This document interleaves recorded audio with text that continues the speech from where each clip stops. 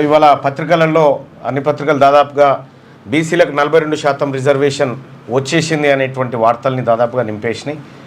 కొంతమంది బీసీ నాయకులు ప్రభుత్వానికి కృతజ్ఞతలు ధన్యవాదాల కాడికి కూడా వెళ్ళిపోయినారు. సో ఇంకా ఆ వార్తలు చూసిన తర్వాత సహజంగా బీసీలు ఏమనుకుంటారంటే ఎస్ 42% రిజర్వేషన్ అన్నట్టుగా ఇచ్చేసిండు అని అనుకుంటారు. నిజంగా 42% రిజర్వేషన్ లోకల్ బాడీ ఎన్నికల్లో బీసీలకు రావాలంటే ఏం చేయాలి? ఈ ఆర్డినెన్స్ సరిపోతుందా? ఉండే ప్రమాదం ఏంది? ఈ అన్నిటి గురించి మాట్లాడుకుందాం. సో మీ అందరికీ తెలుసు, బీసీల రిజర్వేషన్ల అంశంలో నేను కాంగ్రెస్ పార్టీతో విభేదించి కులగణన విషయంలో వాళ్ళు చేసినటువంటి మోసాన్ని బహిర్గతపరిచి సస్పెన్షన్ గురైపోయినా. నాకేం ప్రాబ్లం లేదు సస్పెన్షన్ గురైతే, ఎందుకంటే బీసీ ప్రజలకు అన్యాయం జరుగుతుంటే నేను అందులో కూర్చొని అధికారాన్ని అనుభవించడం కూడా మంచిది కాదు. అది బీసీ ప్రజలను మోసం చేసినట్టయితుంది. అందుకోసమని మీ అందరికీ తెలుసు, గడిచిన 6-7 నెలల కాలం నుంచి బీసీలకు జరుగుతున్నటువంటి అన్యాయం విషయంలో నేను ఏ రకంగా పోరాటం చేసుకుంటూ వచ్చినా మీ అందరు కళ్ళ ముంగట్టు ఉన్నటువంటి అంశమే. సరే, ఇవాళ 42% రిజర్వేషన్ అనేటువంటి ఒక చర్చ మాత్రం జరుగుతూ ఉంది. ఇంప్లిమెంటేషన్ అని అనను కానీ చర్చ మాత్రం జరుగుతూ ఉంది. ఈ చర్చను ఇక్కడి వరకు తీసుకురావడానికి నేను సంతోషంగా ఉన్నా. నా వంతు ప్రయత్నం ఉంది. నేను చేసినటువంటి ప్రయత్నంలో కొంతవరకు సఫలీకృతమైన రిజర్వేషన్లు తీసుకురాగలిగినవా మళ్ళీ అంటే రాలే. ఇంకా వస్తుందా అంటే ఏమేమి అంశాలు అడ్డంకి ఉన్నాయి, ఏం కథ అనేది మాట్లాడుకుందాం. వీటన్నిటికంటే ముందు ఈడ నకరేకల్లో, నల్గొండ జిల్లా నకరేకల్ నియోజకవర్గంలో లింగమ్మ అనేటువంటి మహిళ తన కోడి కాళ్ళు ఇరిగిపోయినాయని పోలీస్ స్టేషన్కి పోయింది. కోడికా లింగమ్మ ఉంటున్నటువంటి లింగమ్మ ఆమె ఒంటరి మైలుగా ఉన్నట్టున్నది. ఆమె కోడిని పెంచుకుంటుంది. కోడి అంటే ఆమెకు ప్రాణమట. ఒక కోడిని పెంచుకుంటే ఆ కోడి పక్కనున్నటువంటి రాకేష్ అనేటువంటి ఆయన గడ్డాం కాడికి పోయి ఇట్లా గింజలు బుక్తా ఉంటే ఆ రాకేష్ కట్టె తీసుకొని ఇసురు కొడితే కోడి కాళ్ళు 2 ఇరిగిపోయినాయట. కోడి 2 కాళ్ళు ఇరిగిపోవడంతో ఆ లింగమ్మ లబో దిబో ఏడ్చుకుంటా పోలీస్ స్టేషన్కి పోయింది. పోలీస్ స్టేషన్కి పోయి, అయ్యా సారు, నేను అల్లారు ముద్దుగా పెంచుకుంటున్న కోడి, ఆ కోడి కాళ్ళు ఇరగొట్టిండి రాజేషు, ఈ రాజేష్ పైన చర్యలు తీసుకోవాలని లింగమ్మ ఆవేదన. ఇది ఎక్కడో స్టోరీ అనుకునేరు కాదు, నిజంగా జరిగిన కథ. ఉందా? తిరుగుతుంది ఇక్కడ నిజంగా జరిగినటువంటి కథ ఇది, నిజంగా జరిగిన ఘటన ఇది. ఆ లింగమ్మకు పోలీసులు ఏం చెప్పారంటే, నవ్వుకుంటా, గీంత దానికి పోలీస్ స్టేషన్ దాకా వస్తావా లింగమ్మ, మేము వాళ్ళని పిలిపించి నీ కోడికి ఎంత అవుతుందో ధర కట్టిస్తాంలే అంటే లింగమ్మ ఒక మాట అన్నది. ఏమన్నది? అయ్యా, నా కోడి కాళ్ళు ఇరిగినందుకు కాదు, ఇంకో కోడి కాళ్ళు కూడా ఇరగకుండా ఉండాలంటే ఇప్పుడు చర్యలు తీసుకోవాలని చెప్పింది. ఇది కోడి పంచాయతీ. కోడి ఇక నువ్వు బంద్ చేయన్నా, పంపించండి. ఇక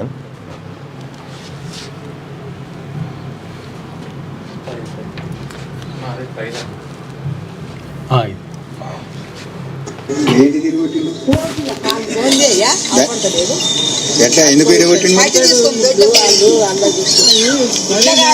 కొట్టిండు? వాళ్ళ మా ఇల్లు ఇగో ఇంకా పెయింటింగ్ వాటి పడిలు వాడుకున్నాం. అట్లా మా ఇల్లు బయట కట్టేస్తాం. ఆ గడ్డి బయట కాడిపోయి గడ్డి బయట గడ్డి వేస్తే గడ్డితో ఉంటుంది. ఆ కట్టి తీసుకొని అట్లే కూర పట్టుకోండి.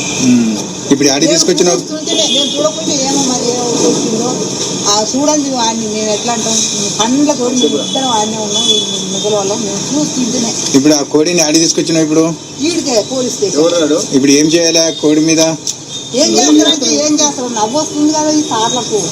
మా పరిస్థితి ఏమో ఇట్లుంది, వాళ్ళకు నవ్వు వస్తుంది. ఎందుకు కొట్టింది కోడి, ఏమిటి కొట్టింది? కోళ్ళు ఉండవు ఆ ఊరు అన్నప్పుడు ఉంటాయి. మరి పసలన్నా ఏం తింటే ఆడ కట్టేస్తారు. ఆ చిన్న పాయమాలు కట్టించుకుంటారు. మరి ఈ కోడి కూడా మరి ఆ పాయమాలు కట్టించుకోక ఇరగొచ్చిండుగా. అంటే దానిగా కట్టియమంటావా, కేసు పెట్టమంటావా? దండగా నాకు దండు వద్దే వద్దు.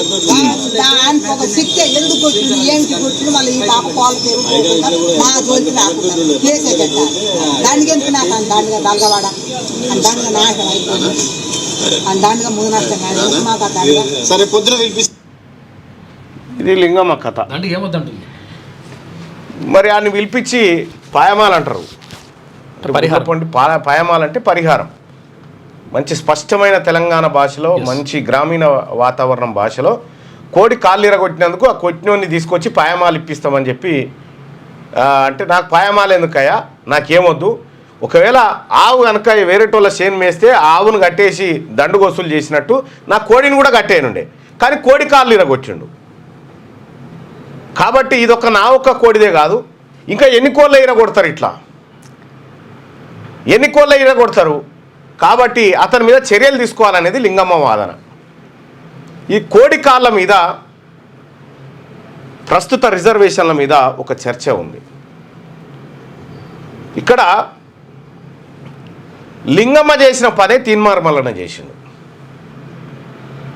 రిజర్వేషన్లను ఎగబెడదామని చెప్పి జానారెడ్డి గారు నిండు సభలో మీటింగ్లో చెప్తే, స్కిప్ చేద్దామని చెప్తే ఎట్లా స్కిప్ చేస్తారని చెప్పి నేను వాదనకు దిగి ఇవాళ బీసీ రిజర్వేషన్లు కావాలని చెప్పి తాజ్ కృష్ణ హోటల్లో, ఇక్కడక్కడ పెడితే చర్చ కాదని తాజ్ కృష్ణ హోటల్లో వ్యయ ప్రయాసాల కోర్చి ఒక్క అనా పైసా ఎవడు పెట్టలే. తీన్మార్ మల్లన్న డబ్బులన్నీ పెట్టి తాజ్ కృష్ణ హోటల్లో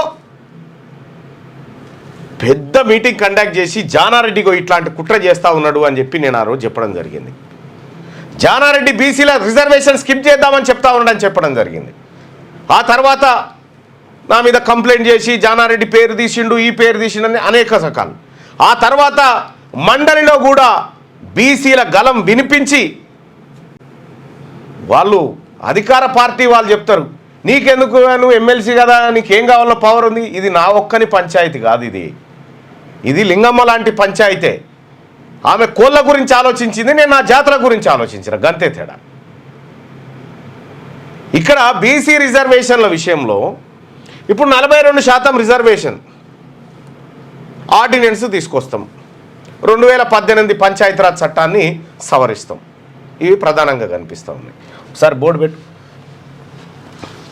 మనం కొన్ని విషయాలు మాట్లాడుకుంటే 42% రిజర్వేషన్ అనేటువంటి అంశం క్యాబినెట్లో చర్చకు వచ్చి అసెంబ్లీ మండలిలో అది బిల్లు పాస్ అయ్యి గవర్నర్కు పంపి గవర్నర్ నుంచి రాష్ట్రపతికి పంపించడం జరిగింది. ఇంతవరకు ఈ కార్యక్రమం ఏదైతే జరిగిందో ఈ కార్యక్రమంలో ముఖ్యమంత్రి రేవంత్ రెడ్డి గారు సరే 56% అది 60% ఉన్నామా తర్వాత కులగణల లెక్క తర్వాత, కానీ ఈ 42% రిజర్వేషన్ విషయంలో ముఖ్యమంత్రి రేవంత్ రెడ్డి గారు ఇప్పటిదాకా తీసుకొచ్చినటువంటి విధానం ఏదైతే ఉందో అది కంప్లీట్గా మాలాంటి వాళ్ళు ఒత్తిడి చేయడం వల్ల జరిగిందనేది అందరికీ తెలుసు. కానీ ఇక్కడ వరకు ఈ ప్రక్రియ తీసుకొచ్చిన ముఖ్యమంత్రికి ముందుగాల ధన్యవాదాలు చెప్తాం. ప్రక్రియను మాత్రమే, రిజర్వేషన్లు ఇవ్వలే. ఇంకా ఈ 42% రిజర్వేషన్లు బీసీలకు లోకల్ బాడీ ఎన్నికల్లో ఇవ్వాలనేది నిన్న చర్చ. నిన్న పొన్నం ప్రభాకర్ గారు మాట్లాడుకుంటూ ఒక మాట చెప్పిండు. ఆ మాట అర్థం ఇట్లా వెళ్ళిపోతుంది అంతేగాని అది ఎవడు పసిగట్టలేకపోయాడు. నిన్న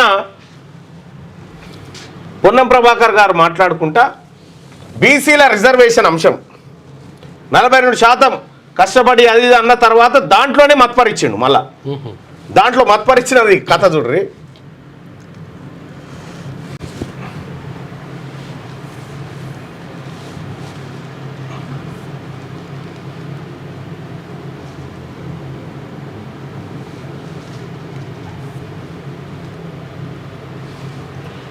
ఇక్కడ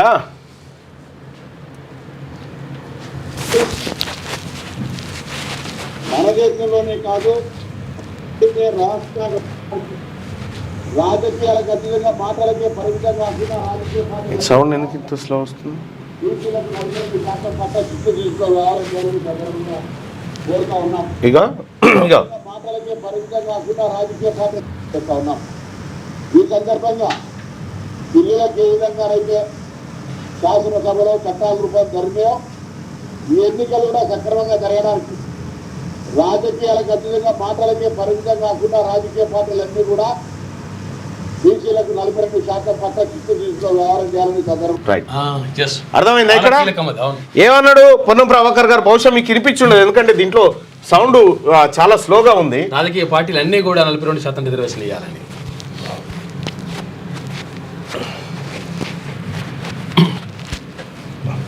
అది ఇంకా మీకు క్లియర్గా అనిపిస్తా. మనకు ఇది అర్థమైతే మనకు సగం పంచాయతీ పోతుంది.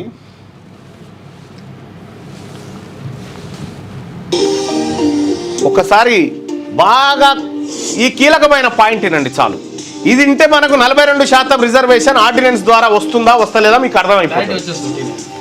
నేను ఇండెప్త్ పోయి చెప్పాల్సినటువంటి పని కూడా లేదు. ఇక దీని మీద తర్కించి వడపోసి పెద్దగా ఏం అక్కర్లేదు.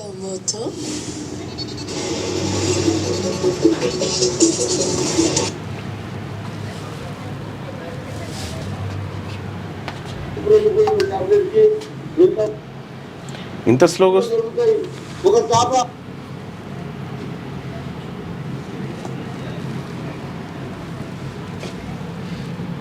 ఫుల్గానే ఉందిగా. మీద మాత్రమే ఆహారాన్ని భుజిస్తే ఆయా స్థానిక పరిస్థితులను పట్టుకొని రిజర్వేషన్లను పెంచుకోవచ్చు అనేటువంటి వాటి ఆలోచనతో ఇప్పుడే పెద్దలు పొగులేరు శ్రీనివాసరెడ్డి గారు చెప్పినట్టుగా ఈరోజు న్యాయపరమైనటువంటి సలహాలకు సంబంధించి క్యాబినెట్లోకి ఏజీ గారిని కూడా ఆహ్వానించుకొని అన్ని రకాల కులంకషంగా చర్చ చేసి ఒక గొప్ప చారిత్రాత్మక నిర్ణయం తీసుకుంది ఇవాళ క్యాబినెట్. ఇవాళ ఈ క్యాబినెట్ అందరికీ కూడా ధన్యవాదాలు తెలియజేస్తా ఉన్నాం. అదేవిధంగా ఈ బలహీన వర్గాలకు సంబంధించినటువంటి అంశంతో పాటుగా తెలంగాణ ప్రభుత్వం పక్షాన రాష్ట్ర ప్రభుత్వం గతంలో మనం ఉద్యోగం కూడా నిధులు నియామకాల కోసం ప్రజాపాలన ప్రభుత్వం ఒక రోల్ మోడల్ గా ఇది చాలా కాలంగా ఉన్నటువంటి ఆకాంక్ష 22% బీసీలకు ఇవ్వాలి స్థానిక సంస్థల్లోని నిర్ణయం చేసిన విషయాన్ని బలహీన వర్గాల శాఖ మంత్రిగా ఈ ప్రభుత్వంలో తెలంగాణ బలహీన వర్గాల ప్రజలందరూ కూడా నా శుభాకాంక్షలు ప్రభుత్వ పక్షాలు తెలియజేస్తా ఉన్నాం. ఈ సందర్భంగా పిల్లలకు ఏ విధంగానైతే శాసనసభలో చట్టాల రూపం జరిగినాయో ఈ ఎన్నికలు కూడా సక్రమంగా జరగడానికి రాజకీయాలకు అతీతంగా మాటలకే పరిమితం కాకుండా రాజకీయ పార్టీలన్నీ కూడా బీసీలకు 42% పట్ల చిత్తు తీసుకుని వ్యవహారం చేయాలని సందర్భంగా. రైట్. ఇక్కడ ఆయన చెప్తుంది ఏంది? అది అమలయ్యేది ఉంటే ఆయన ఏం చెప్తుందంటే రాజకీయ పార్టీలన్నీ కూడా బీసీలకు 42% సీట్లు ఇవ్వాలనే మాట చెప్తున్నారు. రాజకీయ పార్టీలు బీసీలకు 42% సీట్లు ఇవ్వడం ఏంటి? నిజంగా మనం 42% రిజర్వేషన్ అమలు చేస్తే ఖచ్చితంగా ఆ పార్టీలు ఇస్తాయి కదా, ఆటోమేటిక్ ఇవ్వాలి.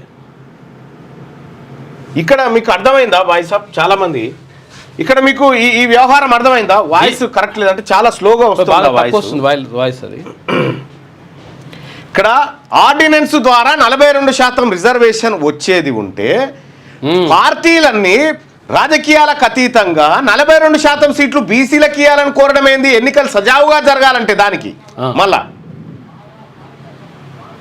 ఇక్కడ కొంతమందికి డౌట్ రావచ్చు. బండి సంజయ్ గారి జన్మదినం, బండి సంజయ్ గారికి జన్మదిన శుభాకాంక్షలు. బీసీ నాయకుడు, చరిష్మా ఉన్న లీడర్, మంచి లీడర్. అయితే ఇక్కడ కొంతమంది డౌట్ రావచ్చు. విషయం ఏంటంటే 42% పార్టీలు ఇస్తేంది లేకపోతే ఇట్లా డైరెక్ట్ రిజర్వేషన్ వస్తేంది అని కూడా డౌట్ రావచ్చు. అయితే చాలా తేడా ఉంటది. అర్థం కాలేదని చెప్పి అర్థమైందని కొంతమంది అంటా ఉన్నారు. ఇక్కడ మనం అర్థం చేసుకోవాల్సింది బీసీ మంత్రి నోటి నుంచే ఈ బీసీ ఆర్డినెన్స్ ఏం కాబోతుందో చెప్పకనే చెప్పేసి ఏం జరగాలి, ఏం జరిగింది. ఇప్పుడు నిన్న తెలంగాణ ప్రభుత్వం క్యాబినెట్లో మీటింగ్ పెట్టి 42 నిజంగా 42% రిజర్వేషన్ టెన్షన్గా బీసీలకు వచ్చేది ఉంటే ముఖ్యమంత్రి ప్రెస్ కాన్ఫరెన్స్లో కూర్చొని బీసీ ప్రజలారా ఇగో ఇది నేను నెరవేరుస్తున్నా అని చెప్తుండే, నీతో ఎందుకు చెప్పిస్తుండే? లేకపోతే విషయం ఏంటంటే ఈ 42% రిజర్వేషన్ విషయంలో ఆర్డినెన్స్ జారీ చేస్తూ ఉన్నాము అనే మాట తెలంగాణ రాష్ట్ర క్యాబినెట్ చెప్పడం, దానివల్ల వస్తుందా రాదా పక్కకు పెడితే ఇక్కడి వరకు అయితే చర్చను తీసుకురాగలిగినాం. ఎస్, అంటే 42% అనేటువంటి ఆకాంక్షను బలపరిచినాం. అది క్యాబినెట్లో చర్చ జరిగేటట్టు చేసినాం, అది అసెంబ్లీలో చర్చ జరిగేటట్టు చేసినాం. ఇక్కడ వరకు ఓకే. ఇక్కడ వరకు మా ఒత్తిడి మేరకు ముఖ్యమంత్రి రేవంత్ రెడ్డి గారు ఇక్కడ వరకు బండిని లాక్కొచ్చింది. ఇక్కడ నుంచి 42% రిజర్వేషన్ ఆర్డినెన్స్ ద్వారా వస్తుందా రాదా అనేది ఒక్కసారి చూద్దాం. 42% రిజర్వేషన్ బీసీలకు, రిజర్వేషన్ ఇది బీసీలకు 42% రిజర్వేషన్ ఇవ్వాలనేది ఆర్డినెన్స్ తీసుకొస్తాం. అంటే శాసనసభ సమావేశాలు లేనప్పుడు మంత్రిమండలి ఏం చేస్తుందంటే 2018 పంచాయతీరాజ్ చట్టం ఏదైతే ఉందో దాన్ని సవరించడం కోసం ఆర్డినెన్స్ రూపంలో తీసుకొచ్చి మళ్ళీ సభ సమావేశం అయినప్పుడు దాన్ని సవరించి సభలో సమరిస్తారు. అది వేరే కథ. ఇక్కడ ఈ ఆర్డినెన్స్ అంటే ఏంటంటే క్యాబినెట్ శాసన మండలి సమావేశంలో లేనప్పుడు మంత్రిమండలి తీసుకునేటువంటి నిర్ణయాన్ని ఆర్డినెన్స్ అంటారు. దాంట్లో వాళ్ళు ఏం చెప్తా ఉన్నారంటే 2018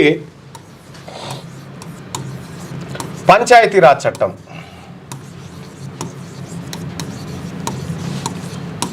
చట్టాన్ని సవరిస్తాం అని చెప్పినారు. అసలు ఏంది 2018లో కేసీఆర్ ముఖ్యమంత్రిగా ఉన్నటువంటి సందర్భంలో బీసీలకు 33% రిజర్వేషన్ స్థానిక సంస్థల్లో ఉంటే కల్పిస్తూ జీవో తీసుకొచ్చారు. 33% రిజర్వేషన్ కల్పిస్తూ జీవో తీసుకొచ్చారు లోకల్ బాడీలో. మరి ఏమైంది ఇది అని అంటే ఇది 33% రిజర్వేషన్ తీసుకొస్తే సుప్రీంకోర్టు నియమించినటువంటి 50% స్లాబ్ ఏదైతే ఉందో దాన్ని దాటిపోతా ఉంది. కాబట్టి ఈ 33% చెల్లదు అని చెప్పి హైకోర్టులో అదే అప్పర్ క్యాస్ట్ వాళ్ళు కేసు వేసారు. ఇది పోయిన తర్వాత సుప్రీంకోర్టుకు పోయింది. మళ్ళా రాష్ట్ర ప్రభుత్వం సుప్రీంకోర్టు పోయి ఏం చెప్పిందంటే అయ్యా మా తాన బీసీలు ఎక్కువ ఉన్నారు, వాళ్లకు రాజకీయంగా వెనకబాటుతనం ఉంది, కాబట్టి వాళ్ళకు మేము రిజర్వేషన్ కల్పించడం కోసం ఈ 33% ఇవ్వాలని చెప్పి ఈ జీవో తీసుకొచ్చినాం, దయచేసి దీన్ని అంగీకరించని చెప్పి సుప్రీంకోర్టుకు కేసీఆర్ పోయిండు, రిక్వెస్ట్ చేసిన. కేసీఆర్ పోతే సుప్రీంకోర్టు తిట్టి ఇక్కడ 50% ఉన్నది కళ్ళు కనిపిస్తలేదా స్లాబు, దీన్ని దాటి తెస్తావా నువ్వు అని సుప్రీంకోర్టు తిట్టి పిటిషన్ వాపస్ తీసుకుంటేనేమో తీసుకో, లేకపోతే డిస్మిస్ చేస్తామని చెప్తే ఈ 33% ఏదైతే ఈ రిట్ పిటిషన్ ఉందో దీన్ని వాపస్ తెచ్చిండు కేసీఆర్. తెచ్చేం చేసిండంటే 33% రిజర్వేషన్ బీసీలకు ఇస్తామన్నటువంటి కేసీఆర్ 23 చేసిండు దాన్ని ఏం చేసిండు 23% చేసిండు. 23% చేసి లోకల్ బాడీ ఎన్నికలకు పోయిండు. పాపం ఇది బీసీలకు అర్థం కాలే రిజర్వేషన్ తగ్గించిన సంగతి. ఈ 10% 33 ఉన్నటువంటి రిజర్వేషన్ 23 తెచ్చి ఎన్నికలకు పోయిండు. వాస్తవానికి మండల్ కమిషన్ ఆధారంగా మనకు విద్యా ఉద్యోగాలలో ఉన్నటువంటి రిజర్వేషన్ ఎంత? తక్కువ 27%. 27% రిజర్వేషన్ ఉండేవాళ్ళే. 27% ఉద్యోగాల్లో ఉంటే దాన్ని ఎన్నికలలో 23 తెచ్చిన మహాగణుడు కేసీఆర్. అది ఇప్పుడు కేసీఆర్ ఇదే దాన్ని తీసుకొని సుప్రీంకోర్టుకు పోతే కొట్టేసింది. ఈ ఆర్డినెన్స్ కూడా సేమ్ అంతే. నువ్వు ఎన్ని డెడికేట్ కమిషన్లు అయ్యి నువ్వు ఎంత పారదర్శకంగా లెక్కలు దిగి నువ్వు ఏమన్నా చేసుకో, 50% దాటకూడదు అనేది సుప్రీంకోర్టు ఏది మండల్ కమిషన్ రిపోర్ట్ నేపథ్యంలో Indira Sawhney case, Indira Sawhney versus Union of India, ఈ కేసులో 50 నువ్వు ఏమన్నా చేసుకో 50% దాటకూడదు అని చెప్పింది. ఈ మాట చెప్పినటువంటి సుప్రీంకోర్టు మొన్న ఈడబ్ల్యూఎస్ వాళ్ళకి 10% ఇచ్చారు కదా, ఇదేం దానికి వర్తించదు, పర్లేదు. ఈడబ్ల్యూఎస్ వాళ్ళకి 10% ఇచ్చారు కదా, మరి దీని సంగతి ఏందని బీసీలు పోతే వీళ్ళది కరెక్టే, ఇది అలాగూ వీళ్ళకి ఇవ్వడం తప్పేం కాదు, కానీ మీరు మాత్రం 50% దాటు. అట్లా ఇదేం లెక్క? ఇది ఈ దేశంలో న్యాయ వ్యవస్థ ఈ బీసీల పట్ల చేసినటువంటి వివక్షతో కూడినటువంటి తీర్పు ఇది. ఎస్. ఇంకా విషయం ఏం తెలుసా, ఇంకా గమ్మత్ విషయం ఏంటంటే ఇప్పుడు 23% ఉందిగా. ఇప్పుడు ఎస్సీల జనాభా 18% ఉంది ఇక్కడ, ఎస్ ఎస్టీల జనాభా 10% 10% ఉంది ఇక్కడ. అంటే 28 పోతే ఎంత అవుతారు? 28 పోతే ఎంత అవుతుంది? 22 అవుతుంది. 22 మిగులుతుంది. ఇంకా రేపు పొద్దుగాల ఎస్సీల జనాభా 28 అయిందనుకో, ఎస్టీల జనాభా 15 అయిందనుకో, ఓకే ఎంత అవుతుంది ఇక్కడ? 33 అవుతుంది. 43 అవుతుంది. 43% రిజర్వేషన్. అంటే ఎస్సీ ఎస్టీలకు భారత రాజ్యాంగం ఏం చెప్పిందంటే వాళ్ళ జనాభా ఎంతుంటే అంత రిజర్వేషన్. ఎస్, వాళ్ళ జనాభా ఎంతుంటే అంత రిజర్వేషన్ ఇచ్చేయాలి, లెక్కబెట్టి కథం. ఇప్పుడు వాళ్ళ జనాభా 28-15కి వచ్చింది అనుకో, 43 పోతే 50% దాటొద్దు కదా, 7%. అంటే ఎంత మిగులుతుంది బీసీలకు? 7% మిగులుతుంది. 7% మిగులుతుంది. తెలంగాణ రాష్ట్రంలో 60% ఉన్నటువంటి బీసీలకు 7% రిజర్వేషన్ వస్తుంది ఒకవేళ అదే జరిగితే. ఈడబ్ల్యూఎస్ 6% ఉన్నటువంటి ఓసీలకు 10% రిజర్వేషన్ వస్తుంది. ఎస్, ఇగో ఇవి తీర్పులు. 9 మంది సభ్యుల ధర్మాసనం ఇలాంటి తీర్పునిచ్చి బీసీల నోటికాడి బుక్కను గుంజేసుకున్నారు. ఆ కేసును అడ్డం పెట్టుకొని మరి ఏంది పరిష్కారం మల్లన్న?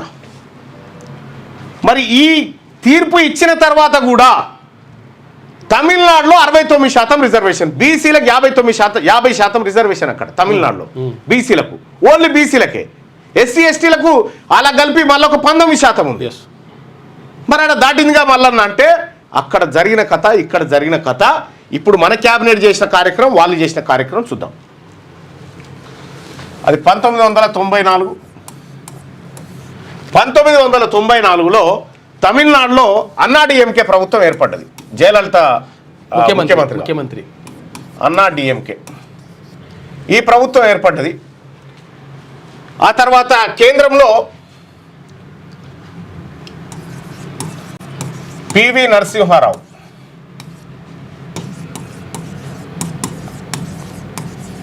ప్రధాని. పివి నరసింహారావు ఇక్కడ ప్రధానిగా ఉన్నాడు. అయితే పివి నరసింహారావు కొలిషన్ గవర్నమెంట్ నడిపించిండు, అంటే సంకీర్ణ ప్రభుత్వాన్ని నడిపించిండు. ఈ సంకీర్ణ ప్రభుత్వం నడవాలంటే అప్పుడు 1994లో డిఎంకే ప్లస్ కాంగ్రెస్ కలిసి పోటీ చేసి తమిళనాడులో 39 ఎంపీలు గెలిచిరు. వీళ్ళు లోక్సభ స్థానాలు గెలిచిరు, 39 గెలిచిరు. ఇందులో మెజారిటీ ఎంపీలు అన్నాడీఎంకే దగ్గర ఉన్నాయి. ఒకవేళ అన్నాడీఎంకే కనుక పివి నరసింహారావు ప్రభుత్వానికి మేము మద్దతు ఉపసంహరిస్తున్నామంటే ఈ ప్రభుత్వం కూలిపోతుంది. అప్పుడు ఉన్నటువంటి సంకీర్ణ ప్రభుత్వం అన్నాడీఎంకే మీద ఆధారపడ్డది. ఇప్పుడు నరేంద్ర మోడీ ప్రభుత్వం ఏదైతే తెలుగుదేశం అటు నితీష్ కుమార్ మీద ఆధారపడ్డదో సేమ్ అప్పుడు 1994లో అన్నాడీఎంకే మీద ఆధారపడ్డది అప్పుడున్నటువంటి సంకీర్ణ ప్రభుత్వం. దాన్ని నడిపిస్తున్నటువంటి పివి నరసింహారావు ప్రధానమంత్రి పదవి. అప్పుడు ఏం చేసింది? తమిళనాడులో బీసీలంతా మేల్కొని 94 విషయంలోనే మాది రాష్ట్రం, మా హక్కులే, మా రిజర్వేషన్ లేదని తొక్కి తీస్తామంటే ఎవరు? జయలలిత. ఆమె బ్రాహ్మణ అయినప్పటికీ ఈమె బ్రాహ్మణే, ముఖ్యమంత్రిగా ఉంది ఆమె. ఈయన బ్రాహ్మణే, కర్ణం ఏదో అంటారు. వీళ్ళు అసెంబ్లీలో ఒక బిల్లు పెట్టినారు. ఏమని? 1994లో తమిళనాడు అసెంబ్లీలో ఏకగ్రీవంగా బీసీలకు 50% రిజర్వేషన్ అనేటువంటిది సేమ్ మనం మొన్న ఈడ అసెంబ్లీలో పెట్టినట్టే బిల్లు పెట్టిరు. బిల్లు పెట్టి దాన్ని గవర్నర్కి పంపిరు. గవర్నర్కి పంపిస్తే అప్పుడు శంకర్ దయాళ్ శర్మను ఎవరో ఉండే ఏది రాష్ట్రపతి, మేబీ రాష్ట్రపతి శంకర్ దయాళ్ శర్మ అనుకుంటుంది నాకు తెలిసి. ఆయనే చెన్నారెడ్డి గవర్నర్ ఉన్నాడు, మరి ఎవరున్నారు? జయలలిత ముఖ్యమంత్రి ఉన్నప్పుడల్లా చెన్నారెడ్డిని గవర్నర్ పెడుతుండే, మరి చెన్నారెడ్డిని.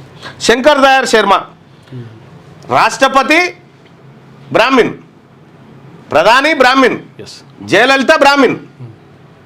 ఈ ముగ్గురు కలిసి చేసినటువంటి బీసీలకు చేసినటువంటి ఓ మంచి కార్యక్రమం ఏంటంటే తమిళనాడు ఇగో మా బీసీలకు 50% రిజర్వేషన్ కనుక మీరు ఒప్పుకోకపోతే నీ కుర్చీ గుంజేస్తామని బెదిరించింది ఎవరు? జయలలిత. ఎస్. అమ్మా అంత పని ఏం లేదు, మీరు పంపియండి అనగానే 1994 అసెంబ్లీలో ఏకగ్రీవ తీర్మానం చేసి గవర్నర్ ద్వారా కేంద్రానికి పంపితే శంకర్ దయాళ్ శర్మ గారు ఓకే ముద్ర వేసి ఓకే అన్నాడు. ఓకే అన్న తర్వాత మరి ఇక్కడ సుప్రీంకోర్టు ఉంది కదా, 50% దాటిందంత అనుకో. అప్పుడు తమిళనాడు ప్రజలు ప్రభుత్వం అంతా ఏం చేసిందంటే ఈ బీసీలకు 50% రిజర్వేషన్ అంశం ఏదైతే ఉందో దీన్ని భారత రాజ్యాంగంలోని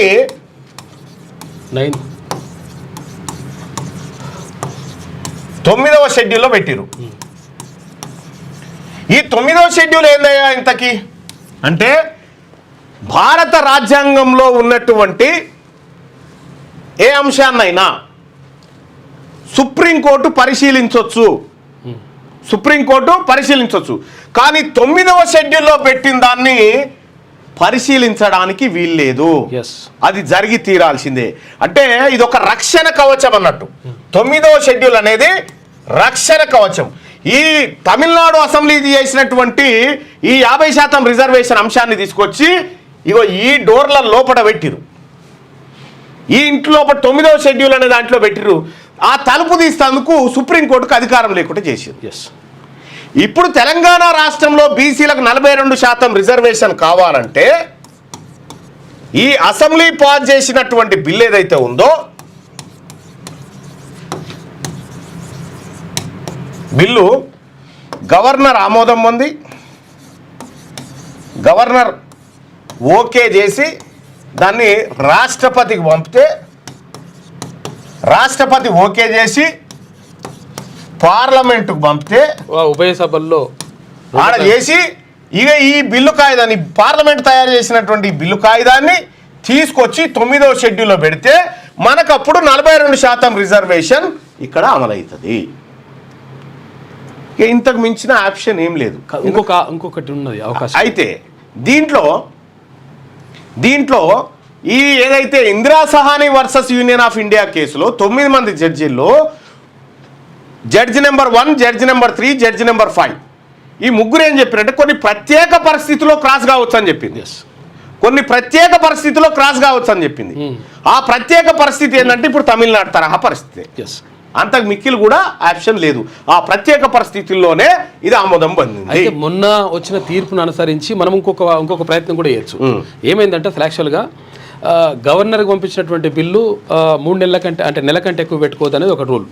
తర్వాత గవర్నర్ నుంచి రాష్ట్రపతికి పోయిన తర్వాత 3 నెలల కంటే ఎక్కువ పెట్టుకోవద్దు అనేటువంటిది ఇప్పుడు మన తమిళనాడుకి ఇచ్చిన తీర్పు. అయితే ఆల్రెడీ ఇప్పుడు ఈ బిల్లును పంపించేసి 3 నెలలు అయింది.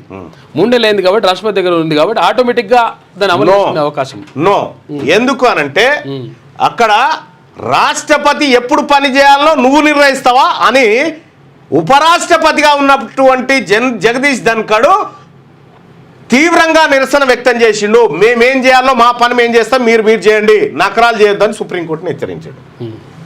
అర్థమైందా? అన్నాడు కానీ అదే అట్లా ఒకవేళ మరి సుప్రీంకోర్టు అక్కడ సుపీరియర్ అవుతుందా? సుపీరియర్ అయితే తీసుకోవచ్చు నిర్ణయం. అయితే ఇక్కడ వీళ్ళు చేసినటువంటిది శుభాకాంక్షలు ఏవైతే ఉన్నాయో దీంట్లో ఇప్పుడు ఒకసారి దేశవ్యాప్తంగా ఉన్నటువంటి ఇక్కడ ఈ బుక్లలో క్లియర్గా రాసినబ్బా మీకు ఈ బుక్కులు కావాలంటే ఏది ఈ రిజర్వేషన్లు ఈ మోసాలు కుట్రలు ఏవైతే ఉన్నాయో ఈ బుక్ కావాలన్నా నేను మండలిలో 1 ఇయర్ పాటు ఈ బీసీల గురించి చేసినటువంటి పోరాటం ఏంది, ఎందుకోసం కొట్లాడిన అనేది పూర్తిగా అర్థం కావాలన్నా మీరు ఒక పని చేయండి బాయ్సాబ్. చాలా మంది అడుగుతా ఉన్నారు అన్న బుక్ అని చెప్పి. మీకు అమెజాన్లో బుక్లు అందుబాటులో ఉన్నాయి.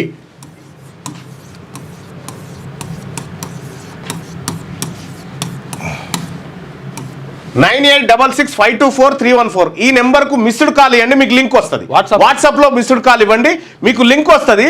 ఆ లింకు ఓపెన్ చేస్తే మీకు బుక్స్ అందుబాటులో ఉన్నాయి, మీరు అక్కడ నుంచి కలెక్ట్ చేసుకోవచ్చు.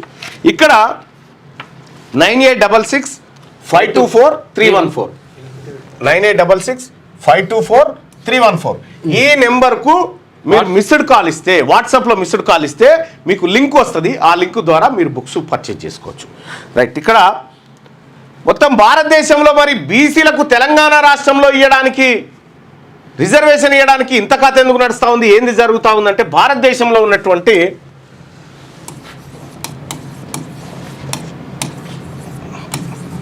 వివిధ రాష్ట్రాల్లో బీసీ రిజర్వేషన్లు ఎట్లా ఉన్నాయి, ఏం కథ అనేది ఒక్కసారి చూద్దాం. ఇక్కడ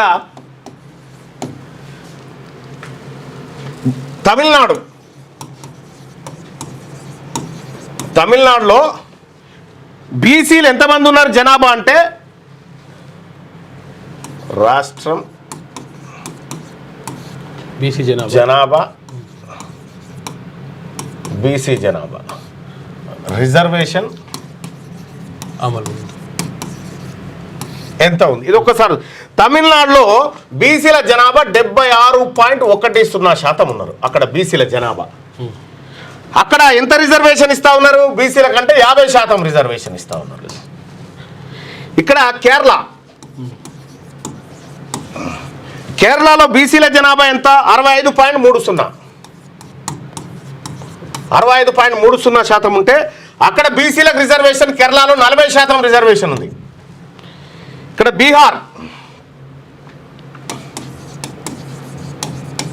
బీహార్లో బీసీల పాపులేషన్ 62% ఉంది, 62.60. ఇక్కడ 33% రిజర్వేషన్ ఇస్తా ఉన్నారు. తర్వాత తెలంగాణలో బీసీల జనాభా 62%. ఇది ప్రభుత్వం తప్పు చెప్పింది, ప్రభుత్వం చెప్పింది తప్పే. ఇక్కడ 62% ఉంటే బీసీలకు దక్కేటువంటి రిజర్వేషన్ 23%. ఇక్కడ కర్ణాటకలో బీసీ పాపులేషన్ 55.50, అంటే తెలంగాణ కంటే తక్కువ ఉన్నారు, కానీ అక్కడ బీసీల రిజర్వేషన్ 32%. ఉత్తరప్రదేశ్ యూపీలో బీసీల జనాభా 54%, కానీ ఆడ 27% రిజర్వేషన్. ఇక్కడ ఆంధ్రప్రదేశ్లో 50% ఉంటే 29, మొత్తం ఇండియా వ్యాప్తంగా 52% ఉంటే 27% ఇస్తా ఉన్నారు. ఇక్కడ అత్యంత తక్కువ రిజర్వేషన్ పొందుతుంది బీసీలు, మొత్తం ఎంటైర్ భారతదేశంలో అత్యంత తక్కువ, ఎక్కువ జనాభా ఉండి అత్యంత తక్కువ రిజర్వేషన్ పొందుతుంది ఓన్లీ తెలంగాణ ప్రజలే, తెలంగాణ బీసీలే. వీళ్ళు ఇక్కడ ఉన్నటువంటి నాయకులు కేంద్ర ప్రభుత్వాన్ని, నరేంద్ర మోడీ గారి దగ్గరికి అఖిలపక్షాన్ని తీసుకుపోతా అని చెప్పారు. నిజంగా ఆర్డినెన్స్తో అయిపోయేది ఉంటే అఖిలపక్షం ఏం అవసరం ఉండే, కేంద్రానికి ఎందుకు పంపినాం మనము? నిజంగా ఆర్డినెన్స్తో కనుక మనకు బీసీలకు రిజర్వేషన్లు వచ్చే అవకాశమే ఉంటే మనం ఆర్డినెన్స్ ఎందుకు తీసుకొస్తా ఉన్నాము? కేంద్రం దగ్గరికి పోతాను ముందుగా చెప్పి ఇప్పుడెందుకు మాట మార్చినాము? ఇది మనం అందరం గమనించాల్సినటువంటి అంశం. ఇక్కడ అందుకే పొన్నం ప్రభాకర్ ఆ మాట చెప్పిండు. అందుకే పొన్నం ప్రభాకర్ గారు ఏమంటున్నాడు, అన్ని పార్టీలు కూడా 42% టికెట్లు ఇవ్వాలని చెప్తున్నారు. నిజంగా బీసీలకు కనుక రిజర్వేషన్ అమలైనాక 42% రిజర్వేషన్ వస్తే, అమలైతే ఇంకా పార్టీలు ఇవ్వాల్సిందే ఉంటుంది, ఆటోమేటిక్గా నడుస్తూనే ఉంటుంది లెక్క. వస్తే టీఆర్ఎస్ వాళ్ళు 42% సీట్లు బీసీలకే ఇవ్వాలి, బీజేపీ వాళ్ళు ఇవ్వాలి, కాంగ్రెస్ వాళ్ళు ఇవ్వాలి. వీళ్ళందరూ కూడా ఒకటే స్థానంలో ఇవ్వాలి, ఆయా స్థానంలో మాత్రమే ఇవ్వాలి ఒకటి దగ్గర. కానీ పొన్నం ప్రభాకర్ గారు ఏమంటున్నాడు, మీరు సీట్లు ఇయ్యి అని చెప్తా ఉన్నాడు. నువ్వెందుకు బతిలాడుతున్నావు? వాళ్ళని రిజర్వేషన్ వచ్చినంటే రిజర్వేషన్ ఇస్తే వీళ్ళని బతిలాడాల్సిన పనే లేదు కదా. దాని అర్థం ఏంటంటే ఇది రాదు అనేటువంటి మాట అక్కడే చెప్పేసారు అన్నట్టు. సరే, మేము విశ్వసిస్తున్నాం, మేము కాంగ్రెస్ పార్టీ చిత్తశుద్ధి ఉంది, మీరు ఆత్మ బలిదానాలు చేసుకొనైనా మాకు 42% రిజర్వేషన్ తీసుకురావాలి. మేము ఆ విషయంలో కాంప్రమైజ్ కాం. మాకు పార్టీలు టికెట్లు బిచ్చమా? అది మాకు బిచ్చం వేస్తారా బీసీలకు? మీరు బిచ్చం వేస్తే మీ దయా దాక్షిణ్యాల మీద మా బతుకులు ఆధారపడాలి. ఇట్లా ఒకవేళ ఇట్లా రిజర్వేషన్ వాళ్ళు పార్టీల పరంగా ఇస్తే మోసం జరుగుతుంది. ఇది పక్కకు పెట్టు. ఇక్కడ నిన్న మాట్లాడిన దాంట్లో స్థానిక సంస్థల ఎన్నికల రిజర్వేషన్ మాత్రమే కాంగ్రెస్ పార్టీ మంత్రులు మాట్లాడారు ఇక్కడ నిన్న.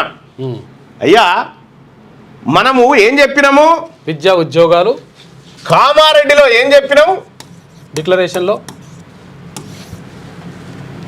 42% లోకల్ బాడీ విద్య ఉద్యోగాలు 42% ఉద్యోగాలు, 42% విద్య, ఇవన్నిట్లలో చెప్పినాం. 42% కాంట్రాక్ట్లు. ఎస్, ఇక్కడ ఇప్పుడు నిన్న మాట్లాడింది కేవలం దీని గురించి మాత్రమే. ఇప్పుడు 42% ఉద్యోగాలు, 42% విద్య, ఈ రెండు పక్కకు పెడితే 42% కాంట్రాక్ట్లు బీసీలకు ఇచ్చే ఛాన్స్ అయితే రాష్ట్ర ప్రభుత్వం చేతుల్లో ఉంది కదా. డైరెక్ట్ ఇచ్చుకోవచ్చు, రిజర్వేషన్ లేకుండా ఇవ్వచ్చు. 42% కాంట్రాక్టులు బీసీ కాంట్రాక్టర్లకు ఇవ్వడానికి సుప్రీంకోర్టు అడ్డంకి లేదు, విపక్షాలు దీన్ని బిల్లు పెట్టాల్సిన పని లేదు, ప్రభుత్వం అనుకుంటే ఇవ్వచ్చు. ఇది ఇయ్యలే, దీని టాపిక్ లేదు. ఇప్పుడు 42% మంత్రి పదవులు బీసీలకు ఇచ్చేటువంటి అవకాశం వాళ్ళ చేతుల్లోనే ఉంది. అది సుప్రీంకోర్టు అడ్డుకోదు, దాన్ని సుప్రీంకోర్టు అడ్డుకోదు, దాన్ని పక్కకు పెట్టింది. 42% కార్పొరేషన్ పదవులు బీసీలకు ఇవ్వాల్సి ఉంది, ఆ టాపిక్ లేదు. అంటే నీ చేతిలో ఉన్నది నువ్వు ఇవ్వకుండా ఎక్కడైతే ఆగిపోతుందో దాన్ని, అంటే మోచేతికి బెల్లం పెట్టి నాకండి అని చెప్పి చెప్తా ఉంది కాంగ్రెస్ పార్టీ బీసీలకు. నువ్వు చేతిలో ఉన్నాయి నువ్వు ఇయ్యవు. ఇక్కడ మాత్రం ఇది హైకోర్టు కొట్టేసి సుప్రీంకోర్టు కొట్టేసి మొట్టికాయలు వేసి ఈడికి దేవాలన్నట్టు దీని అర్థం. ఇప్పుడు చెప్పండి ఇక ప్రజలారా ఏం జరుగుతూ ఉందో. నేను అసెంబ్లీలో ఇగో, అరే నీకు దమ్ము ఉంటే కేంద్రంతో పోరాడు అని చెప్తా ఉన్నాడు. మాకు 42% రిజర్వేషన్ బీసీలకు ఇస్తామని చెప్పింది నరేంద్ర మోడీ కాదు, ఈ సన్నాసులు చెప్పారు మాకు. ఓటు వీనికేసి వాంతో కొట్లాడమంటావే, దున్నపోతుకు గడ్డేసి గాడిదలకు గడ్డేసి దున్నపోతుకు పాలు విన్నట్టుంది ఇప్పుడు కథ. అది భరే కూడా కాదు, దున్నపోతే. ఇంకా ఈయన యువ వికాసం కాడు ఉన్నాడు. ఈయన ఈ అసలుకే లేదురా అంటే యువ వికాసం కాడు. చాలా చిన్నగా పెద్దగా ఆలోచిస్తే కూడా అమ్మో మనం బీసీలం రా పెద్దగా ఆలోచించొద్దు అన్నట్టుంది. ఎలక్షన్లు పెడతారా లేదంటే పెడతారు ఎలక్షన్లు. బీసీల కొంపలు ముంచి ఎలక్షన్లు పెడతారు. బీసీలమంతా బీసీల ఓట్లు.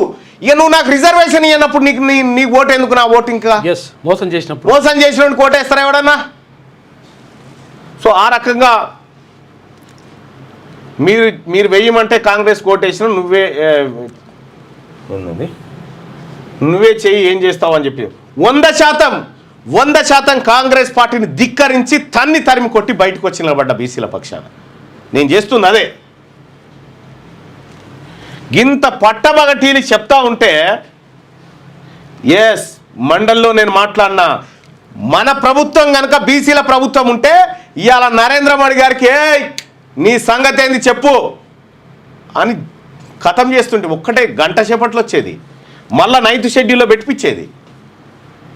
వాళ్ళకు ఆగిపోవడమే కావాలా పాలకులకు. రైట్ సోదరులారా, ఇక మిగతా అంశాల్లోకి వెళ్దాం రారి. ఈనాడు దినపత్రిక మరో 100 ఏళ్ళైనా ఏఐ సృజనాత్మకంగా ఆలోచించలేదు, ప్రోగ్రామింగ్లో అదో సహాయకారిగా మాత్రమే వ్యవహరిస్తుంది బిల్ గేట్స్. ప్రోగ్రామర్లకు కృత్రిమ మీద భర్తీ చేయలేదని, మరో 100 ఏళ్ళైనా అది సృజనాత్మకంగా ఆలోచించదని మైక్రోసాఫ్ట్ వ్యవస్థాపకుడు బిల్ గేట్స్ తేల్చి చెప్పారు. కృత్రిమ మేధతో ఉద్యోగాలు పోయే ప్రమాదం ఉందనే ఆందోళనపై తాజాగా ఆయన స్పందించారు. ప్రోగ్రామింగ్ రంగంలో ఏఐ మనకు సహాయకారిగా వ్యవహరిస్తుంది, తప్పుల్ని గుర్తించి సాయం చేస్తుంది, కానీ పూర్తి ప్రత్యామ్నాయంగా మారదు. క్లిష్టమైన సమస్యను సృజనాత్మకంగా పరిష్కరించడం ప్రోగ్రామింగ్లో అత్యంత సవాల్తో కూడుకున్న అంశం అని చెప్పి, ఏఐ వల్ల ఉద్యోగాలు పోతాయి, ఇక ఏఐ చేసే ఆ పనంతా కాదు, మనిషి ఆలోచనను దాటిపోయేంత శక్తి ఏఐకి ఇంకో 100 ఏళ్ళైనా రాదు అనేటువంటి మాట చెప్పింది. అయితే ఇదే అంశాన్ని కొంతమంది నిపుణులు చెప్పిన మాట ఏంటంటే, మనిషి ఆలోచన కంటే ఎలాన్ మాస్క్ చెప్పింది, మనిషి ఆలోచన కంటే ఏఐ ఎప్పుడైతే ఎక్కువగా ఆలోచిస్తుందో అప్పుడు పతనం అవుతుంది ప్రపంచం. చాలా డేంజర్. అమెరికాలో సంపన్న భారతీయం 43 దేశాలకు చెందిన 125 మంది బిలియనీర్లలో మన వాళ్ళే 12 మంది అట. అగ్రస్థానంలో జై చౌదరి, తొలిసారిగా సుందర్ పిచాయ్ సత్యనాదెళ్లకు చోటు. ఇక ఫోర్బ్స్ అమెరికా సంపన్న ప్రవాసుల జాబితా విడుదల చేసింది. ప్రత్యేక ఎడిషన్. ఇక అమెరికాను ప్రవాస భారతీయులు మరింత సంపన్న దేశంగా మారుస్తున్నారు. ఫోర్బ్స్ విడుదల చేసిన అమెరికా రిచెస్ట్ ఇమిగ్రెంట్స్ 2025 జాబితా ఈ విషయాన్ని ధృవీకరిస్తుంది. మొత్తం 43 దేశాలకు చెందిన 125 మంది ప్రవాస బిలియనీర్లు అమెరికాలో ఉన్నట్టుగా ఫోర్బ్స్ గుర్తించింది. వీళ్ళు 12 మంది భారతీయులు. ఈ సంఖ్యాపరంగా ఇజ్రాయెల్ను మన దేశం అధిగమించింది. ఈ జాబితాలోని ఇతర విశేషాలు ఇలా ఉన్నాయని చెప్పి 15వ పేజీలో ఉంది. అమెరికాని ఇంకా సంపన్న దేశంగా మారుస్తున్నట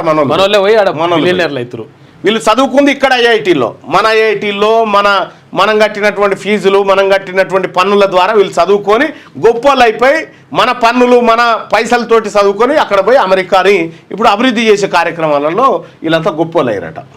సుందర్ పిచాయ్ సత్యనారాయణ అట్లా. స్థానిక సంస్థల ఎన్నికల్లో బీసీలకు 42% రిజర్వేషన్. ఆర్డినెన్స్ ద్వారా చట్ట సవరణ. మార్చి లోపల 1,00,000 ఉద్యోగాల భర్తీ. ఇక చూసిరా, బీసీ 42% రిజర్వేషన్ ఉద్యోగాలలో ఇస్తున్నామని చెప్పిన తర్వాత భర్తీ చేయమని చెప్పిన కదా, అది చేయరట. నీ ఉద్యోగాలు బీసీల ఉద్యోగాలు ఎత్తుకపోతాం, అది ఎట్లయినా కోర్టులు అడ్డుకుంటే ఇంకా మళ్ళీ మీకు వచ్చే చేతికి వచ్చే అంతకంటే ఎక్కువ లేదురా బీసీ కూడా నీకు సిగ్గున్నాదురా అని చెప్పి మనల్ని తిడుతున్నారు. రకంగా చెప్పాలంటే రాష్ట్ర మంత్రివర్గం కీలక నిర్ణయాలు తీసుకుందట. రాష్ట్ర జనాభాలో సగానికి పైగా ఉన్న బీసీలకు ముఖ్యమంత్రి రేవంత్ రెడ్డి నేతృత్వంలో జరిగిన మంత్రివర్గ సమావేశంలో మరో శుభవార్తను ప్రకటించింది. స్థానిక సంస్థల ఎన్నికల్లో బీసీలకు 42% రిజర్వేషన్లు కల్పించేందుకు కేబినెట్ ఆమోదం తెలిపింది. అయితే ఇక్కడ ఇంకొక విషయం కూడా చర్చించుకోవాలి మనం. ఇక్కడ మనం చాలా బాగినూరి బీసీ నాయకులారా ఎవరైతే పోటీలు చేయబోతా ఉన్నారో ఇక్కడ లోకల్ బాడీ ఎన్నికల్లో 2 పిల్లల నిబంధన. ఈ నిబంధన ఉంది కదా, అసలు ఎందుకు తెచ్చిర్రు? 2 పిల్లలే ఉండాలి పోటీ చేయాలంటే జనాభా పెరిగిపోతుందని 1980 నుండి జనాభా విపరీతంగా పెరిగిపోతుంది కాబట్టి మీరు పిల్లల్ని కనడం తక్కువ చేయాలని చెప్పారు. కుటుంబ నియంత్రణ తక్కువ చేయాలి, మీకు 2 పిల్లలు ఉంటేనే మీరు లోకల్ బాడీ ఎన్నికల్లో పోటీ చేయాలని చెప్పారు. ఇవాళ దేశంలో సౌత్ ఇండియా జనాభాలో వెనుకబడ్డది కదా. ఇది ఎవరు తెచ్చింది? రాష్ట్ర ప్రభుత్వం తెచ్చింది ఈ చట్టం తెచ్చింది రాష్ట్ర ప్రభుత్వం. లోకల్ బాడీ ఎన్నికల్లో నాకు తెలిసి ఈయన చంద్రబాబు నాయుడు గారు తెచ్చిండు. ఆయనే తెచ్చింది 2 పిల్లలు ఉంటేనే లోకల్ బాడీ ఎన్నికల్లో పోటీ చేయాలని. మరి ఇప్పుడు జనాభా తక్కువ ఉంది కదా, మనం పెంచాల్సిన అవసరం ఉంది కదా. మరి పెంచాలంటే 2 పిల్లల నిబంధన ఎత్తేయాలిగా. అంటే ఇక్కడ ఏపీ ఎత్తేసింది. బీసీ ఎస్సీ ఎస్టీలకు వీళ్ళ ఇళ్లలో 3 పిల్లల కంటే ఎక్కువ ఉంటారు. వీళ్ళను పోటీకి దూరం పెట్టాలంటే ఏం చేయాలి? ఈ నిబంధన 2 పిల్లల నిబంధన కొనసాగించాలన్నట్టు. ఇప్పుడు రెడ్డి గారికి 2 పిల్లలు ఉన్నారు. రెడ్డి గారిని ఎదుర్కొనేటువంటి దమ్ము ఓ బీసీ నాయకునికి ఉంటుంది బీసీకి. కాకపోతే ఈయనకు 3 పిల్లలు ఉన్నారు. 3 పిల్లలు ఉన్నారు. ఈయననే అడ్డుకొని ఈయన రాకుండా చేస్తే ఈయన ఈజీ గెలుస్తాడు కదా. ఇది ఎత్తేయడానికి రాష్ట్ర ప్రభుత్వానికి ఉన్న అడ్డంకి ఏందో చెప్పురి.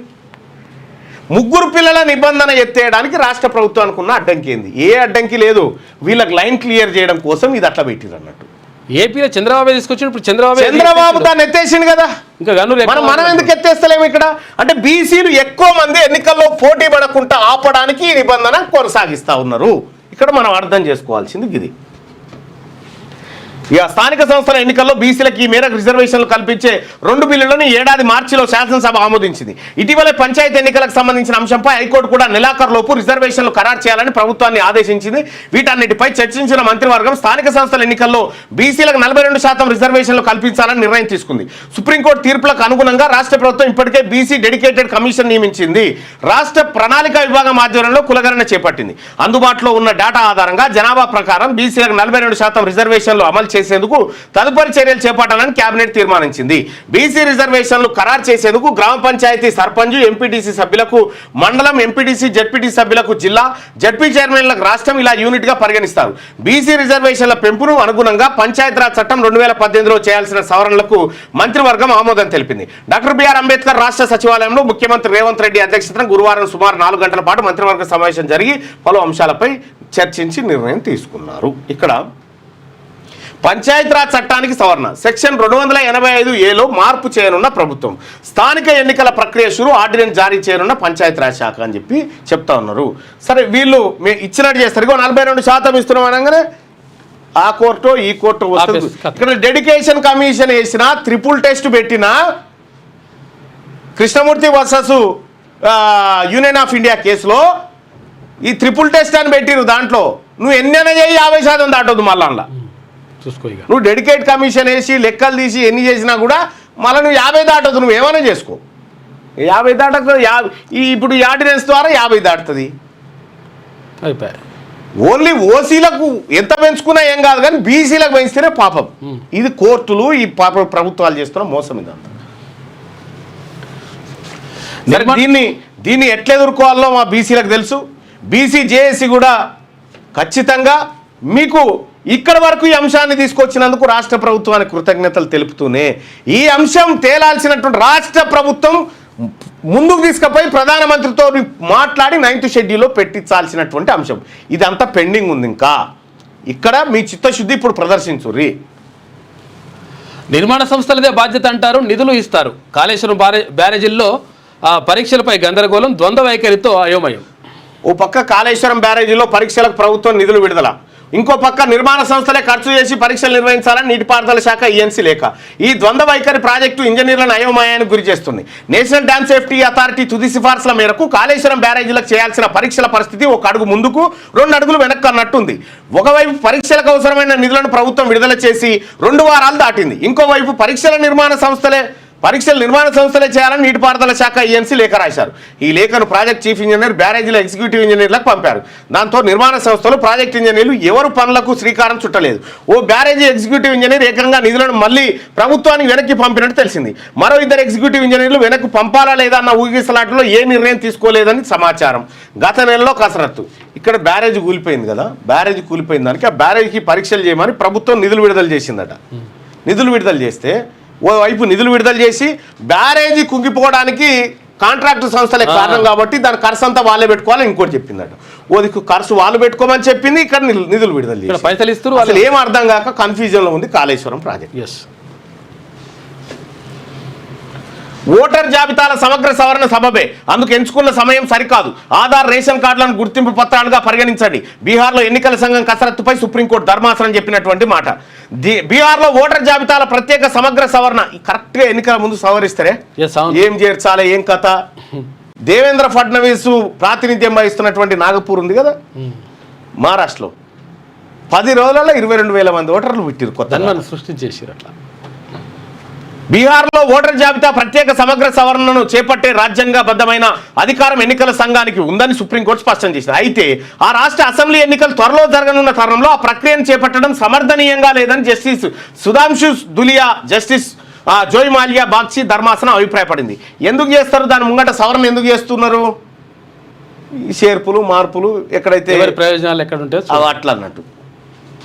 అదే సమయంలో ప్రత్యేక సమగ్ర సవరణపై నిలుపుదల ఉత్తర్వులు ఇచ్చేందుకు నిరాకరించింది. ఇక దొంగది కాదు దొడ్లకు రారాదు. మీకు సవరణ చేసుకునే అధికారం మీకుంది, కాకపోతే కరెక్ట్ గా ఎన్నికల ముందే సవరణ చేస్తా ఉన్నారు కదా అని చెప్తూనే సవరణ అడ్డుకుంటారంటే మేము అడ్డుకోము, చేసుకోమని అయిపోయి ఆ ప్రక్రియను కొనసాగించవచ్చని చెబుతూనే ఓటర్ల గుర్తింపునకు పరిశీలించే పత్రాల జాబితాలో ఆధార్, రేషన్, ఓటర్ ఐడి కార్డును చేర్చాలని ఎన్నికల సంఘానికి సూచించింది. ఓటర్ను నిర్ధారించేందుకు పరిశీలించాలనుకుంటున్న 11 పత్రాలు సమగ్రంగా లేవని పేర్కొంది. ప్రత్యేక సమగ్ర సవరణ కసరత్తులో ఈసీని అనుమానించడానికి ఏమీ లేదని, ఈ అంశంపై మరింత విచారణ జరగాల్సి ఉందని వ్యాఖ్యానించింది. తదుపరి విచారణ ఈ నెల 28కు వాయిదా వేసింది. ఈ నెల 21కి కౌంటర్ అఫిడవిట్ దాఖలు చేయాలని ఈసీని ఆదేశించింది. ఆ అఫిడవిట్ పై పిటిషనర్ల స్పందనకు వారం రోజుల గడువిచ్చింది. బీహార్లో జరగనున్న ప్రత్యేక సమగ్ర సవరణను సవాల్ చేస్తూ పలు ప్రతిపక్ష పార్టీలు, ప్రజా సంఘాలతో పాటు ఇక గంతే ఎప్పుడైతే ఎన్నికల సంఘం ఎన్నికల ముంగట ఓటర్ జాబితాను చదువుతున్నామంటారో ఎక్కడెక్కడి ఓటర్లు దిగి అనులుంటారు అంతే. ఇప్పుడు సపోజ్ ఏం జరుగుతుందంటే, మీరు మహారాష్ట్రలో జరిగింది అంటే ఇటీవల కాలంలో బయటపడ్డది. ఇప్పుడు మహారాష్ట్రలో నాగ్పూర్ ఉంది, నాగ్పూర్ సెంట్రల్ ఉంది, నాగ్పూర్ సెంట్రల్. ఇక్కడ బీజేపీ, కాంగ్రెస్ లేకపోతే శివసేన వీళ్ళు ఉంటాయి అనుకో. ఇక్కడ శివసేన, కాంగ్రెస్ పొత్తులు ఉన్నాయి. ఇక్కడ బీజేపీ అభ్యర్థికి మొత్తం ఓటర్లు వచ్చేసి 2 లక్షలు అనుకుందాం, నేను అందాజు చెప్తా ఉన్నా. ఇక్కడ 2 లక్షల మంది ఓటర్లు ఉన్నారు. ఈ 2 లక్షల మందిలో బీజేపీ వాళ్ళకి 70,000 ఓట్లు వచ్చే అవకాశం ఉందనుకో. 70,000 ఓట్లు వచ్చే అవకాశం ఉంది. ఇక్కడ వీళ్ళకి ఏది కాంగ్రెస్ వాళ్ళకి కాంగ్రెస్ అభ్యర్థి పోటీ చేసిన వీళ్ళకి కొంతమంది ఓటేయలేదు అనుకో, వీళ్ళకు 90,000 ఓట్లు వచ్చే అవకాశం ఉందనుకో. ఏమవుతుంది ఇక్కడ? ఎవరు గెలుస్తారు? కాంగ్రెస్ కూటమి అభ్యర్థి గెలుస్తారు. అయితే ఈ ఎన్నికల సవరణ ఏది ఓటర్ల జాబితా సవరణలో ఏం చేస్తారంటే ఈ కాంగ్రెస్ కు పడేటువంటి ఓట్లలో ఒక 10,000 డిలీట్ చేస్తారు. కట్టరు 10,000 ఓట్లు డిలీట్ చేస్తారు. ఈ ఏది సవరణలో ఈ 10,000 ఓట్లు డిలీట్ అయిపోయి ఇక్కడ బీజేపీకి ఏం చేస్తారంటే కొత్తగా 20,000 మంది ఓటర్లు జాయిన్ అవుతారు. ఇది కొత్తగా 20,000 మంది ఓటర్లు జాయిన్ అయ్యి ఇక్కడ ఓటేస్తారు. ఈ 70+20 90 వీళ్ళకైతే వీళ్ళకి 80 అవుతాయి. వీళ్ళకి 80,000 ఓట్లు అవుతాయి. ఇప్పుడు ఎవరు గెలుస్తారు? బీజేపీ గెలుస్తారు. ఆటోమేటిక్గా అయిపోతుంది లెక్క. ఈ ప్రమాదం ఉందనేది విపక్షాలు ప్రజా సంఘాలు సుప్రీంకోర్టుకు పోయినాయి. బీహార్లోనే కాదు దాదాపు అన్ని చోట్ల ఇదే జరుగుతూ ఉంది. అసెంబ్లీ ఎన్నికలకు పార్లమెంట్ ఎన్నికలకు మధ్య కొన్ని లక్షల ఓట్లు పెరిగినాయి. లక్షల ఓట్లు. ఇది చమత్కారం అన్నట్టు. ఇది జరిగే చమత్కారం ఇది జరుగుతూ ఉంది. ఇక బెట్టింగ్ యాప్ల కేసులో రంగంలోకి ఈడీ 29 మంది సెలబ్రిటీలపై ఈసీఐఆర్ హవాలా కోణంపై ఆరాధిస్తా ఉన్నారు. నిందితుల జాబితాలో రానా, విజయ్ దేవరకొండ, ప్రకాష్ రాజ్, మన్సు లక్ష్మి, ప్రణీత తదితరులు ఉన్నారట. వీళ్ళందరూ కలిసి బెట్టింగ్ యాప్ల కేసులో కీలక పరిణామం చోటు చేసుకుంది. ఈ తరహా యాప్ల కోసం ప్రమోషన్ల వ్యవహారంలో మనీ లాండరింగ్ జరిగిందనే కోణంలో ఎన్ఫోర్స్మెంట్ డైరెక్టరేట్ రంగంలోకి దిగింది. 29 మంది సినీ నటులు, యూట్యూబర్లు, ఇన్ఫ్లుయెన్సర్లపై ఎన్ఫోర్స్మెంట్ కేసు నమోదు చేసిందట. వీళ్ళని కనీసం ఒక ఏడాదన్న లోపల పెట్టరు. ఏడాదన్న లోపల పెడితే ఈ బెట్టింగ్ యాప్ల వల్ల ఎంతమంది చనిపోయారు. ఇగో ఎక్కడో చూసిన నేను చనిపోయింది ఇక్కడ ఎంతమంది కొన్ని వందల మంది సూసైడ్ చేసుకొని చచ్చిపోయారు. దానికి కారణం వీళ్ళు నమ్మి నిజంగానే అలా పైసలు వస్తున్నాయేమో అని చెప్పి. కానీ ఆ బెట్టింగ్ యాప్ కూడా ఏం చేసిందంటే మీకు అసలు విషయం చెప్తా. ఈ బెట్టింగ్ యాప్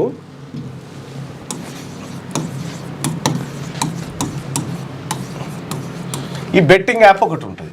ఈ యాప్లో మీరు యాప్లో ప్లే చేయండి, మీ డబ్బులు చేసుకోండి అని చెప్పి విజయ్ దేవరకొండనో ఇంకో ఆయన ఆడిస్తాడు. వాళ్ళు నమ్మినారు. విజయ్ దేవరకొండ చెప్తుండు, సినిమా చేసే కాళ్ళు వీళ్ళందరూ చెప్తుండ్రండి నేమే ఉంటుంది అని చెప్పి ఓ పోరగాడు ఏం చేస్తాడంటే 10,000 రూపాయలు ఉంటే ఇక బెట్టింగ్ పెడతాడు. ఇలా ఈ బెట్టింగ్ యాప్లో పెడతాడు. ఫస్ట్ ఆ పిల్లగానికి 1,000 రూపాయలు వస్తాయి. 11,000 అవుతాయి. అరే గంట సేపట్లో 11,000 రూపాయలు వచ్చాయి కదరా అని ఇంకొక 10-20,000 ఉంటే అవి జమ చేసి ఒక 50 పెడతాడు. 50,000 పెట్టగానే ఏమవుతుందంటే ఇది 55,000 అవుతుంది. 55 వరకు అమ్మ కదరా పెరిగింది. పెరిగినందు ఏం చేస్తాడు? ఒకటేసారి అటు ఇటు గుంజుకొచ్చి 5 లక్షలు పెడతాడు. 5 లక్షలు పెట్టగానే 5 లక్షలు గోవిందా అంతే. మరి 5 లక్షల మరి వీళ్ళకేమొస్తాయంటే ఇగో ఈ బెట్టింగ్ యాప్ ద్వారా మేము ఒక 50 కోట్లు వ్యాపారం చేస్తే విజయ్ దేవరకొండ ఇగో నీకు 20 కోట్లు ఇస్తాం. ఇగో ఇట్లా వీడేం చేసిండు? 5 లక్షలు పోయినాయి అప్పులో లేంటబడి వీడు ఆత్మహత్య చేసి చచ్చిపోయిండు. విజయ్ దేవరకొండకు 20 కోట్లు వచ్చినాయి. ఈ బెట్టింగ్ యాప్ వాడు వీళ్ళిద్దరు కలిసి చేసినటువంటి వ్యాపారంలో వాళ్ళు చచ్చిపోతున్నారు. వీళ్ళకి ₹1,00,00,000 వచ్చినాయి. ఇదే అంశాన్ని సజ్జనార్ గారు ఆ తర్వాత ఇంకా చాలా మంది పోరాటం చేశారు. దీని మీద బెట్టింగ్ యాప్స్ ప్రమోషన్ చేసి ప్రజల ప్రాణాలు తీసినటువంటి హీరోలు వీళ్ళ మీద ఎన్ఫోర్స్మెంట్ డైరెక్టరేట్ కేసు నమోదు చేసి మన జడ్చర్ల రిపోర్టర్ కూడా అసలు యాక్చువల్గా అంటే వేరే వాళ్ళే పోతున్నాయంట. పోతే మనం ఏమైతే చూద్దామని చెప్పేసి 5,000 రూపాయలు వేసినట. వేస్తే అటే పోయినాయి. ఇవన్నీ పంపించేసిన దీనికి సంబంధించి ఏమన్నా గట్ట చేస్తాడా అంటే ఇది బెట్టింగ్ యాప్ ప్రూఫ్లు కూడా చూపించాడు. ఇక బీసీసీఐ నిధుల గోల్మాల్, టెండర్లు లేకుండానే పనుల అప్పగింత, 2.32 కోట్లు పక్కదారి. మాజీ మంత్రి సంతకం ఫోర్జరీతో శ్రీచక్ర క్రికెట్ క్లబ్లోకి ప్రవేశం. ఎస్సీఏ అధ్యక్షుడు జగన్మోహన్ రావు అక్రమాలు బహిర్గతం. ఈ జగన్మోహన్ రావు ఎవరైతే ఉన్నారో కేసీఆర్ చుట్టం, అక్షరా స్కూల్స్ అనుకుంటా, అక్షరా స్కూల్స్ ఉంటాయి. ఈ జగన్మోహన్ రావు మొత్తం ఈ హెచ్సిఏను మొత్తం చీల్చి చెండాడిండు. హైదరాబాద్ ఎప్పుడన్నా మా పొరగాలు ఎప్పుడన్నా క్రికెట్ పోతామంటే టికెట్ ఇవ్వమంటే టికెట్ ఇవ్వలేదు. ఇక్కడ హైదరాబాద్ క్రికెట్ అసోసియేషన్లో అక్రమాలపై తెలంగాణ సిఐడి దర్యాప్తు. విషయం ఏంటంటే హెచ్సిఏ ప్రెసిడెంట్ ఎట్లయిందంటే ఫోర్జరీ సంతకం పెట్టి అయిందట. ఫోర్జరీ సంతకం పెట్టినట. వెలుగులోకి వస్తున్నాయి. ఉమ్మడి రాష్ట్రంలో మంత్రిగా పనిచేసిన కృష్ణ యాదవ్ సంతకాన్ని ఫోర్జరీ చేయడంతో పాటు బీసీసీఐ మంజూరు చేసిన 2.32 కోట్ల నిధులను అసోసియేషన్ అధ్యక్షుడు జగన్మోహన్ రావు పక్కదారి పట్టించినట్టుగా సిఐడి ప్రాథమికంగా గుర్తించింది. ఈ క్రమంలో జగన్మోహన్ రావుతో పాటు శ్రీచక్ర క్రికెట్ల ప్రధాన కార్యదర్శి రాజేందర్ యాదవ్, ఆయన భార్య, క్లబ్ అధ్యక్షురాలైన కవిత, హెచ్సీఏ కోశాధికారి సిజే శ్రీనివాసరావు, సీఈఓ సునీల్ కాంటేను గురువారం అరెస్ట్ చేసి మల్కాజ్గిరి కోర్టులో హాజరుపరిచారు. న్యాయస్థానం వీరికి రిమాండ్ విధించడంతో చెంచల్గూడ, చెర్లపల్లి జైలుకు తరలించారు. పరారులో ఉన్న మరో నిందితుడు దేవరాజు కోసం గాలిస్తున్నారు. ఎఫ్ఐఆర్ రిమాండ్ నివేదికలో పేర్కొన్న అంశాల ప్రకారం హెచ్సీఏ అధ్యక్ష ఎన్నికల్లో గెలిచేందుకు అడ్డదారి దొక్కిందట. హెచ్సీఏ అధ్యక్ష ఎన్నికల్లో గెలిచేందుకు జగన్మోహన్ రావు అడ్డదారి ఎంచుకున్నారు. తొలుత గౌలీపుర క్రికెట్ అసోసియేషన్ అధ్యక్షుడిగా ఉన్న మాజీ మంత్రి కృష్ణ యాదవ్తో పాటు ఇతరుల సంతకాలు ఫోర్జరీ చేశాడు. కృష్ణ యాదవ్కు తెలియకుండానే గౌలీపుర క్రికెట్ అసోసియేషన్ పేరును శ్రీచక్ర క్రికెట్ క్లబ్ గా మార్చారు. కొత్త క్లబ్ కు అధ్యక్షురాలుగా కవితం చేసినట్టు. ఈయన వెలమైన కేసీఆర్ ఉన్నప్పుడు ఈ వెలమోలు చేసినటువంటి దండాలు ఇవన్నీ. అనిషా వాళ్ళలో నిమ్స్ డిప్యూటీ కలెక్టర్, డిప్యూటీ తహసీల్దార్, డ్రైవర్ ఉన్నారంట. ఇక రైతుకు భూపరిహారం చెల్లించేందుకు 65,000 డిమాండ్ చేసిండ్రు. మరో కేసులో 25,000 తీసుకుంటూ పట్టుబడ్డ గచ్చిబౌలి మహిళా ఠాణా వేస్తాయంట. వీళ్ళందరూ పట్టుబడ్డారు. ఇక అలా బీసీ, ఎస్సీ, ఎస్టీ ఉంటారు. అత్యయిక స్థితి ఓ చీకటి అధ్యయనం భారత ఆత్మను గాయపరిచింది. కాంగ్రెస్ ఎంపీ శశి థరూర్ ధ్వజమెత్తినట్టు. శశి థరూర్ మొత్తం ఉంటా మాట్లాడుతున్నాడు ఇప్పుడు ఈ మధ్యలో. ఇక మోడీ అరుదైన ఘనత 17 దేశాల పార్లమెంట్లో ప్రసంగం. కాంగ్రెస్ ప్రధానమంత్రులంతా అందరూ కలిసి చేసినవి 17 ఊరి ఆడ 17 సార్లు పార్లమెంట్ ఉద్దేశించారు. ఈడ మీడియా సమావేశం ఒక్కసారి పెట్టలే. ఈ దేశంలో ఊరి బడికి ఊపిరి, తల్లిదండ్రులను ఒప్పించారు, పిల్లల్ని చేర్పించారు. ఉపాధ్యాయులు యువత చొరవతో మళ్ళీ తెరుచుకున్న 138 సర్కార్ పాఠశాలలు, వాటిలో 1500 మంది విద్యార్థులు ప్రవేశమట.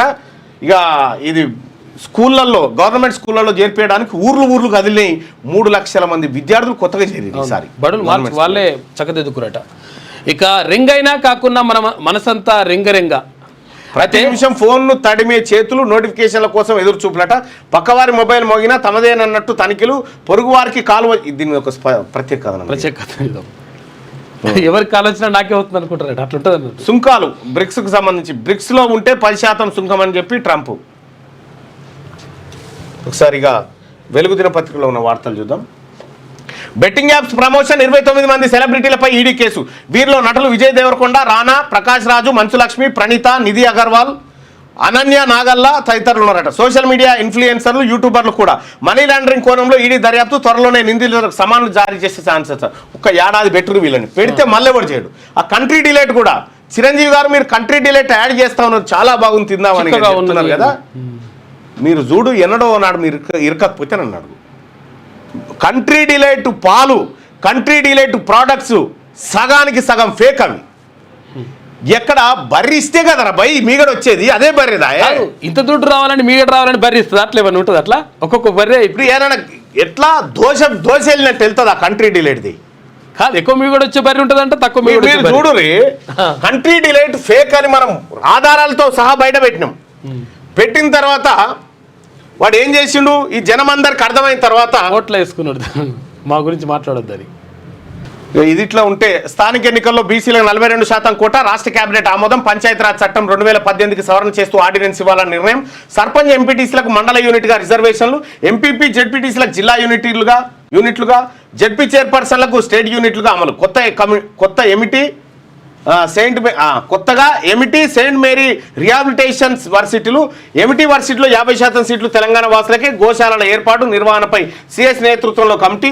సీఎం రేవంత్ సెయింట్ మేరీ ఎవరిది చూడుర్రి. సీఎం రేవంత్ అధ్యక్షతన 4 గంటలు చర్చించిన కేబినెట్. గత కేబినెట్ సమావేశంలో నిర్ణయాల అమలు తీరుపై తాజాగా రివ్యూ నిర్వహించినట. కొత్తగా 22,000 సర్కార్ కొలువులు. మా బీసీలకు 42% రిజర్వేషన్ ఇవ్వకుండా నువ్వు ఉద్యోగాలు భర్తీ చేసుకొని నువ్వు ఎన్నికలు నిర్వహించుకొని ఇది మీ నాశనకాలానికే. బీసీలం ఇవాళ తెలంగాణ రాష్ట్రంలో ఒక్కటి అయినాం, బీసీలమంతా మేలుకున్నాం. ఇవన్నీ గమనిస్తూనే ఉన్నాం. ఢిల్లీలో భూకంపం. ఢిల్లీతో పాటు పలు ప్రాంతాల్లో భూమి కంపించింది. గురువారం ఉదయం 9:04 నోయిడా, గురుగ్రావ్, తర్వాత ఫరీదాబాద్, హర్యానాతో పాటు పరిసర ప్రాంతాలను భూకంపం సంభవించింది. భూకంప తీవ్రత రిక్టర్ స్కేల్పై 4.4గా నమోదైంది. ఆడ కామన్గా వస్తుంటాయి. ఇక ఆ కళ్ళులో ఏం కలిసింది, కూకట్పల్లి ఘటనకు కారణాలేంటో తెలుసండి. ఎక్సైజ్ శాఖకు ప్రభుత్వం ఆదేశం. రాష్ట్ర వ్యాప్తంగా అన్ని కళ్ళు కంపౌండ్స్లోనూ తనిఖీలు చేపట్టి రిపోర్ట్ ఇవ్వాలని ఆర్డర్. రంగంలోకి ఎక్సైజ్ శాఖ. కూకట్పల్లిలోని కళ్ళు కంపౌండ్స్లో శాంపిల్ సేకరణ. కళ్ళులో అల్ఫ్రాజోలం మత్తు టాబ్లెట్లు మురికి నీళ్లు కలిపినట్టుగా గుర్తింపట. ఏం కళ్ళు మనిషి ఉన్నారా? ఈ దాగేటోళ్ళంతా ఈ ఏది మన కూలినాలు పని చేసుకుంటున్నారు పేదోళ్ళు. ఈ అడ్డమైన ఏడుకు చేరిన కల్తీ కళ్ళు మృతులు. 3 కళ్ళు దుకాణాల లైసెన్సులు రద్దు. అల్ఫాజోలం కలిసి కళ్ళు తయారు చేస్తున్నట్టు నిర్ధారణ. 2 ఓనర్లు విక్రేతలు అరెస్టు. కల్తీ కళ్ళుతో అమాయకులు ప్రాణాలు కోల్పోయిన ఘటనపై ప్రభుత్వం సీరియస్ అయింది. దీనికి కారణాలేంటో తేల్చాలని ఎక్సైజ్ శాఖను ఆదేశించింది. రాష్ట్ర వ్యాప్తంగా అన్ని కళ్ళు కాంపౌండ్లోనూ తనిఖీలు చేపట్టి సమగ్ర నివేదిక ఇవ్వాలని ఆదేశాలు జారీ చేసింది. ప్రభుత్వ ఆదేశాలతో రంగంలోకి దిగిన ఎక్సైజ్ ఎన్ఫోర్స్మెంట్ అధికారులు రాష్ట్ర వ్యాప్తంగా అన్ని కళ్ళు దుకాణాలలో సోదాలు నిర్వహించి శాంపిల్ సేకరిస్తున్నారు. వాటిని టెస్టుల కోసం ల్యాబ్లకు పంపుతున్నారు. హైదరాబాద్ కుకట్పల్లిలోని కళ్ళు కాంపౌండ్స్ నుంచి కూడా శాంపిల్ అసలు ఈ కళ్ళు కాంపౌండ్స్ గతంలో ఎట్లుండే ఇప్పుడు ఎట్లుండే, ఇది సింథటిక్ కళ్ళు. ఇదంతా సింథటిక్ కళ్ళు, ఒరిజినల్ కళ్ళు కాదు. అన్ని కలిపి 3 రోజులు పులిసి పెట్టి అవి అట్లా తీసుకొస్తారట. ఈ కళ్ళు దాగి మొత్తం జీవితాలే నాశనం. ఒరిజినల్ కళ్ళు తాగితే మంచిదే, కానీ ఆ అడ్డమైన కళ్ళు తాగొద్దు. అది పాకిస్తాన్ పై BLA operation bomb. Balochistan liberation army operation bomb చేసిందట. పాకిస్తాన్లోని బలూచిస్తాన్ ప్రాంతంలో Baloch liberation army operation bomb పేరిట దాడులకు పాల్పడుతున్నది. ఇక మక్రాన్ తీరం నుంచి సులేమాన్ పర్వతాల వరకు పలు జిల్లాలో ఈ దాడులు కొనసాగిన వార్త. ఇక ఇంగ్లాండ్ 251 పరుగులు చేసి 4 వికెట్లు కోల్పోయింది 3వ టెస్ట్లో. ఇక వరద జలాల మిగులు జలాల బనకచర్ల ప్రాజెక్టుపై ఏపీ క్లారిటీ ఇవ్వట్లేదు. CWCకి గోదావరి బోర్డు లేక వరద మిగులు జలాల లెక్క తేల్చేందుకు స్టడీ చేయించాలి. PB లింక్ ప్రాజెక్టు PAC అనుమతుల విరుద్ధం. కేవలం పోలవరం ప్రాజెక్టుకే TAC అనుమతులున్నాయి. బనకచర్ల లింక్తో ఆ ప్రాజెక్టు రూపురేఖలే మారిపోతాయి. దీనికి గోదావరి పరివాహక రాష్ట్రాల అనుమతులు అవసరం. ఈ లింకుతో ఏపీ తరలించే 200 TMCలో తెలంగాణ, మహారాష్ట్ర, కర్ణాటకకు కేటాయింపులు ఉండాలని వెల్లడి. దానికి వరద జలాల మిగులు జలాల బనకచర్ల అక్రమం అనే కాడి నుంచి వరద జలాలు ఇయ్యన్నా మిగులు జలాలు ఇయ్యన్న కాడికి తీసుకొచ్చారు. ఇచ్చకాడికి వచ్చినారు మొత్తం మీద. ఇక HCA అధ్యక్షుడు జగన్మోహన్ రావుకు బిగిస్తున్న ఉచ్చు.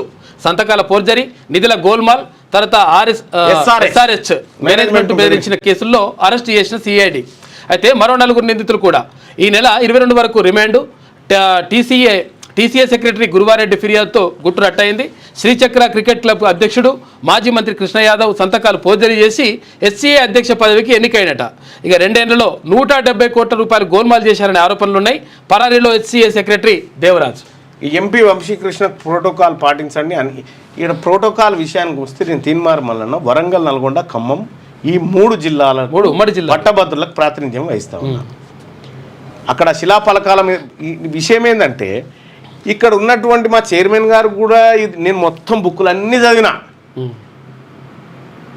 చదివితే నాకు చాలా ఆశ్చర్యకరమైన, వీళ్ళకి తెలియదని నాకు అర్థమైంది. అప్పుడు నాకు మొత్తం ఈ 3 జిల్లాల్లో ప్రోటోకాల్ ఉండాలి. ఉమ్మడి 3 జిల్లాల్లో శిలాఫలకాల మీద పేరే పెట్టరు. ఏంటంటే అక్కడ ఇక్కడ అని అంటారు. అది గవర్నర్ కోటాలో ఎంపికైన వాళ్ళకి, ఎమ్మెల్యే కోటాలో ఎంపికైన వాళ్ళకి, పట్టభద్రులకు, టీచర్లకు కాదు. ఓట్లతో ఎన్నికైనది ఇది నామినేటెడ్ కాదు. ఇది హిందీపై రగడ కేంద్రం బలవంతంగా రుద్దుతోందంటూ దక్షిణాది రాష్ట్రాల్లో నిరసనలు. ఇప్పటికే తమిళనాడు, కర్ణాటక, కేరళ వ్యతిరేక గలం. తాజాగా మహారాష్ట్రలోనూ మరాఠా వాదం తెరపైకి. మరోసారి దేశంలో పెద్ద ఎత్తున చర్చకు దారితీస్తున్న భాషా వివాదం. దేశంలో హిందీ వివాదం రోజుకు ముదురుతోంది. అయితే కేంద్రంలోని బీజేపీ ప్రభుత్వం బలవంతంగా హిందీ భాషను రుద్దాలని చూస్తుందంటూ దక్షిణాది రాష్ట్రాలు ఒక్కొక్కటిగా బయటకు వస్తున్నాయి. ఇక ప్రభాకర్ రావుపై సుప్రీంకు సిట్. ఢిల్లీ వెళ్లిన DCP Vijay Kumar, ACP Venkatagiri arrest చేయకూడదనే మినహాయింపుపై న్యాయ సలహాలు. కస్టడీలోకి తీసుకొని విచారించాలని చూస్తున్న సిట్ అధికారులు అంటూ ఒక వార్తను చూస్తా ఉన్నాం. ఇంకా ఇది అయిపోలే. అయితే విషయం ఏంటంటే BC JAC కోఆర్డినేటర్గా నాతో పాటు పనిచేస్తున్నటువంటి వట్టే జానయ్య ఫోన్ కూడా ట్యాప్ చేసిరట. సిట్ అధికారులు ఆ నోటీసులు పంపించారు వట్టే జానయ్య గారికి. వట్టే జానయ్య ఫోన్ ఎప్పటి నుంచి ఎప్పటి వరకు ట్యాప్ చేసిరు. వట్టే జానయ్య చుట్టూన్నటువంటి 200 మంది అనుచరుల ఫోన్లు ట్యాప్ చేసిరట. వట్టే జానయ్య చెప్తున్నటువంటి అంశాలు సిట్టు ఇవాళ 14 తారీఖు రోజు సిట్టు ముందుకు హాజరు కాబోతా ఉన్నాడు వట్టే జానయ్య యాదవ్ గారు. దానికి సంబంధించిన ప్రత్యేక వార్త మన శనార్థిలో చూసుకుందాం. ఇక ఉప్పొంగిన ప్రాణహిత. ఎగువ ప్రాంతాల్లో వర్షాలతో లక్షలాది క్యూసెక్ల ప్రవాహం.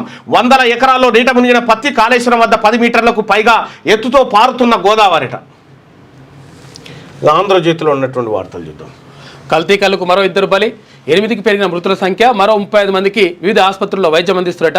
ఇక 4 అరెస్టు, 2 దుకాణాలు సీజ్ చేసిండ్రు. ఘటనపై ఆగస్టు 20లోగా నివేదిక ఇవ్వాలని HRC ఆదేశం. ఇక స్థానిక సంస్థల ఎన్నికల్లో బీసీలకు 42% రిజర్వేషన్లు. ఆర్డినెన్స్ మార్గంలో అమలుకు మంత్రివర్గ నిర్ణయం. పంచాయతీరాజ్ చట్టం 2018కు సవరణలు. మండల, జిల్లా, రాష్ట్రం యూనిట్లుగా రిజర్వేషన్లు. ఆర్డినెన్స్ సంగతి ముందే చెప్పిన 22,033. ఇప్పుడు ఆంధ్రజ్యోతి ముందే చెప్తుందా ఇది కొనేలేదని? కాదు, కొనేళ్తుందని చెప్పు మనం. లేకపోతే ఎమిటీ సెయింట్ మేరీలకు వర్సిటీల హోదా 3 అధునాతన గోశాల ఏర్పాటు నిర్ణయం నిర్వహణపై అధ్యయనానికి సిఎస్తో త్రిసభ్య కమిటీ 4 గంటల పాటు సాగిన కేబినెట్ భేటీ. ఇక సామాజిక విప్లవానికి నాంది బీసీలకు 42% రిజర్వేషన్లో ఎన్నికలు చారిత్రాత్మకమని మహేష్ కుమార్ గౌడ్ అంటా ఉన్నారు. మీ స్టేట్మెంట్లు అవన్నీ ఆ టైం వచ్చినప్పుడు చెప్తా. కొండామురులపై చర్యలు తీసుకుంటారా లేదా? నియోజకవర్గాల్లో వారి జోక్యం ఎక్కువైంది. వారిలా మేము అన్ని పార్టీలు మారలేదు. బాధితులమైన మమ్మల్ని కమిటీ ముందుకు పిలవడం మరింత అవమానకరం. టీపీసీసీ క్రమశిక్షణ కమిటీ ముందు ఉమ్మడి వరంగల్ జిల్లా ఎమ్మెల్యేల అసహనమట. వారి అభిప్రాయాన్ని రికార్డు చేసిన కమిటీ ఇక మీ పనులు పదే పదే గుర్తు చేయాలా? కొందరు ఐఏఎస్ల తీరుపై సీఎం ఫైర్ అయిందట. ఇక సీలింగ్ తీసేసి రిజర్వేషన్ల పెంపు పంచాయతీరాజ్ చట్టానికి సవరణ చేయనున్న ప్రభుత్వం తర్వాత గవర్నర్ ఆమోదానికి అనంతరం ఆర్డినెన్స్ జీవో దాని ప్రకారమే స్థానిక ఎన్నికల నిర్వహణ కేబినెట్కు అడ్వకేట్ జనరల్ సలహా తీసుకున్న మంత్రివర్గం కోర్టులో కేవియట్ సిద్ధమంట. కోర్టులో కేవియట్ అన్న ఎందుకు వేసిరు చూడండి. కేవియట్ పిటిషన్ అంటే ఏంది? దాని మీద మళ్ళీ పోకుండా కాదు. కేవియట్ పిటిషన్ అంటే ఇప్పుడు ఎవరన్నా ఈ రిజర్వేషన్ అన్యాయం అని ఎవరైనా కోర్టుకు పోతారుగా, అప్పుడు కోర్టు వాళ్ళకి తీర్పునియకుండా వాళ్ళు కేసు వేసిన విషయం మాకు కూడా చెప్పురు అని చెప్పుడు.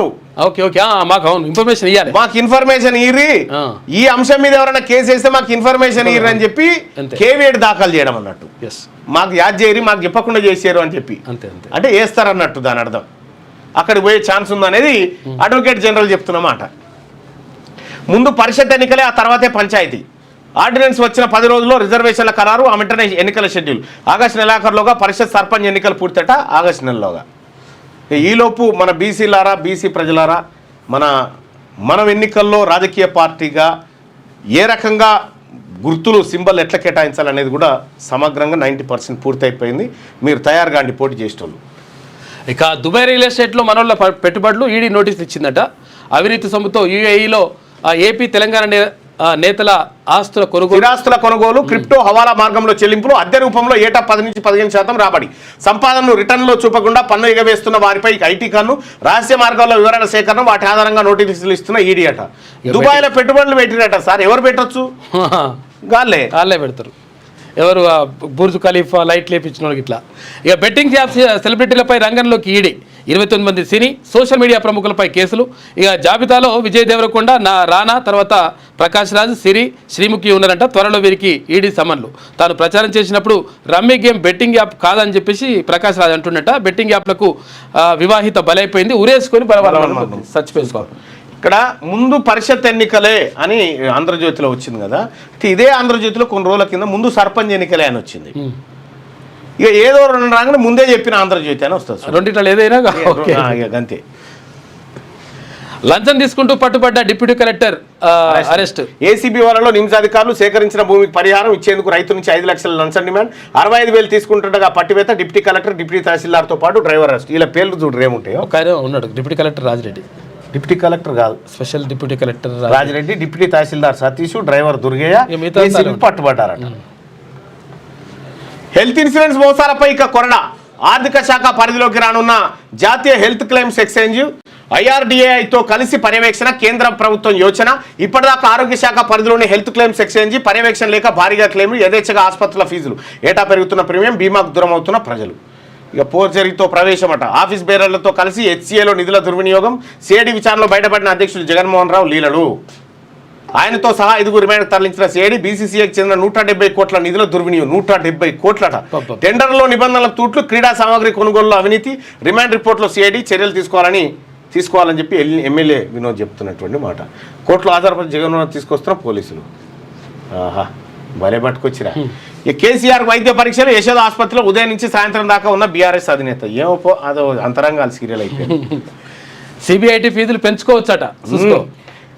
టీఏఎఫ్ఆర్సీ సిఫార్సుల మేరకే పెంపు తుది తీర్పులకు లోబడి ఉండాలి. హైకోర్టు మధ్యంతర ఉత్తర్వులు. అప్పీల్ చేరున్న రాష్ట్ర ప్రభుత్వం కోర్టును ఆశ్రయించిన మరిన్ని ప్రైవేట్ కాలేజీలు విచారణ నేటికి వాయిదా. దాన్ని చూపెట్టి అందరు పెంచుకుంటారు అయిపోతుంది లెక్క. పుదుచ్చేరి సీఎం విధుల బహిష్కరణ. ఎల్జీ వైఖరికి నిరసనగా 3 రోజులుగా స్తంభించిన పాలనట. ఇక పరిగణలోకి ఆధార్ కూడా. ఓటర్ గుర్తింపు కార్డు, రేషన్ కార్డు సైతం బీహార్లో ఈసీ చేపట్టిన ఎస్ఐఆర్పై సుప్రీంకోర్టు. ఓటర్ జాబితా ప్రత్యేక సమగ్ర సవరణ ప్రక్రియ రాజ్యాంగబద్ధమైన ధర్మాసన స్పష్టీకరణ.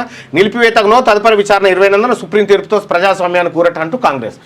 అమ్మో సూపర్ బగ్స్ అట, యాంటీబయాటిక్, యాంటీవైరల్, యాంటీ ఫంగల్, మందులకు లొంగని మహమ్మారి జీవులతో ముప్పట. ఆయా మందులను వైద్యులు చెప్పినట్టుగా కాకుండా విచ్చలవిడిగా వాడడం, మధ్యలో ఆపివేయడమే కారణం. మిగిలిన గడువు తీరిన మందుల్ని మరుగులో పడేయొద్దు.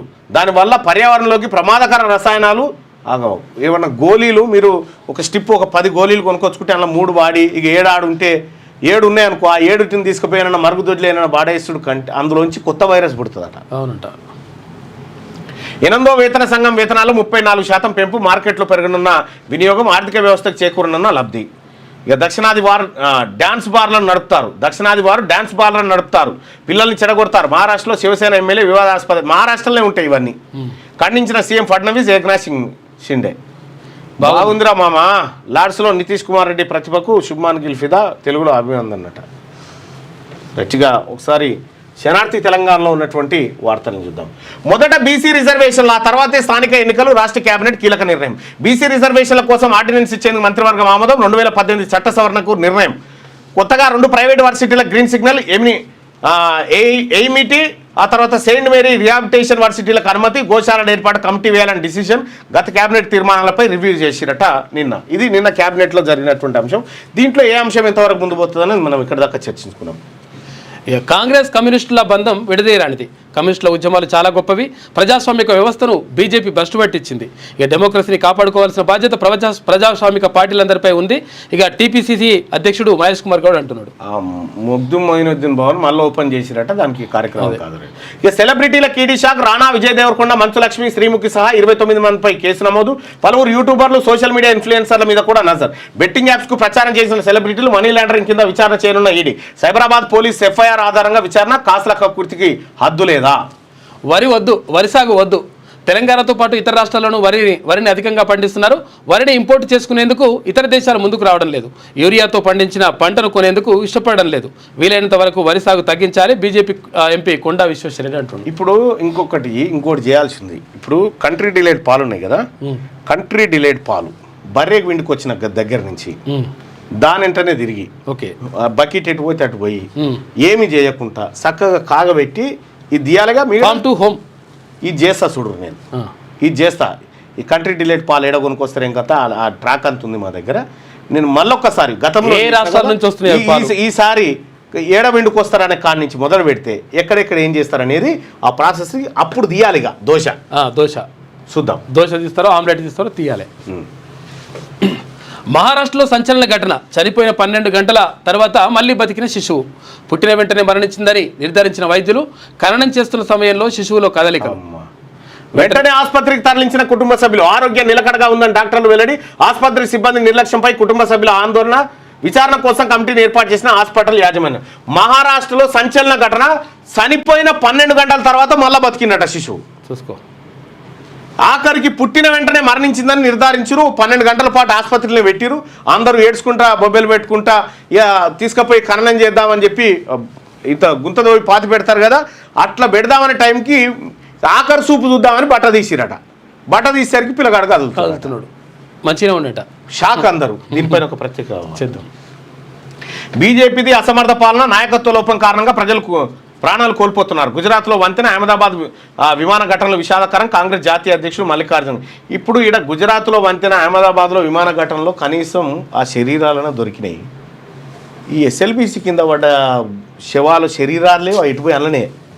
ఈడ గిడ ఏది 8 మంది సిగాచి పరిశ్రమ కాడ 8 మంది బాడీలే దొరుకుతలేవు ఇంకా మన పరిపాలనలో. వాడినేమో కనీసం డెడ్ బాడీలను దొరుకుతున్నాయి.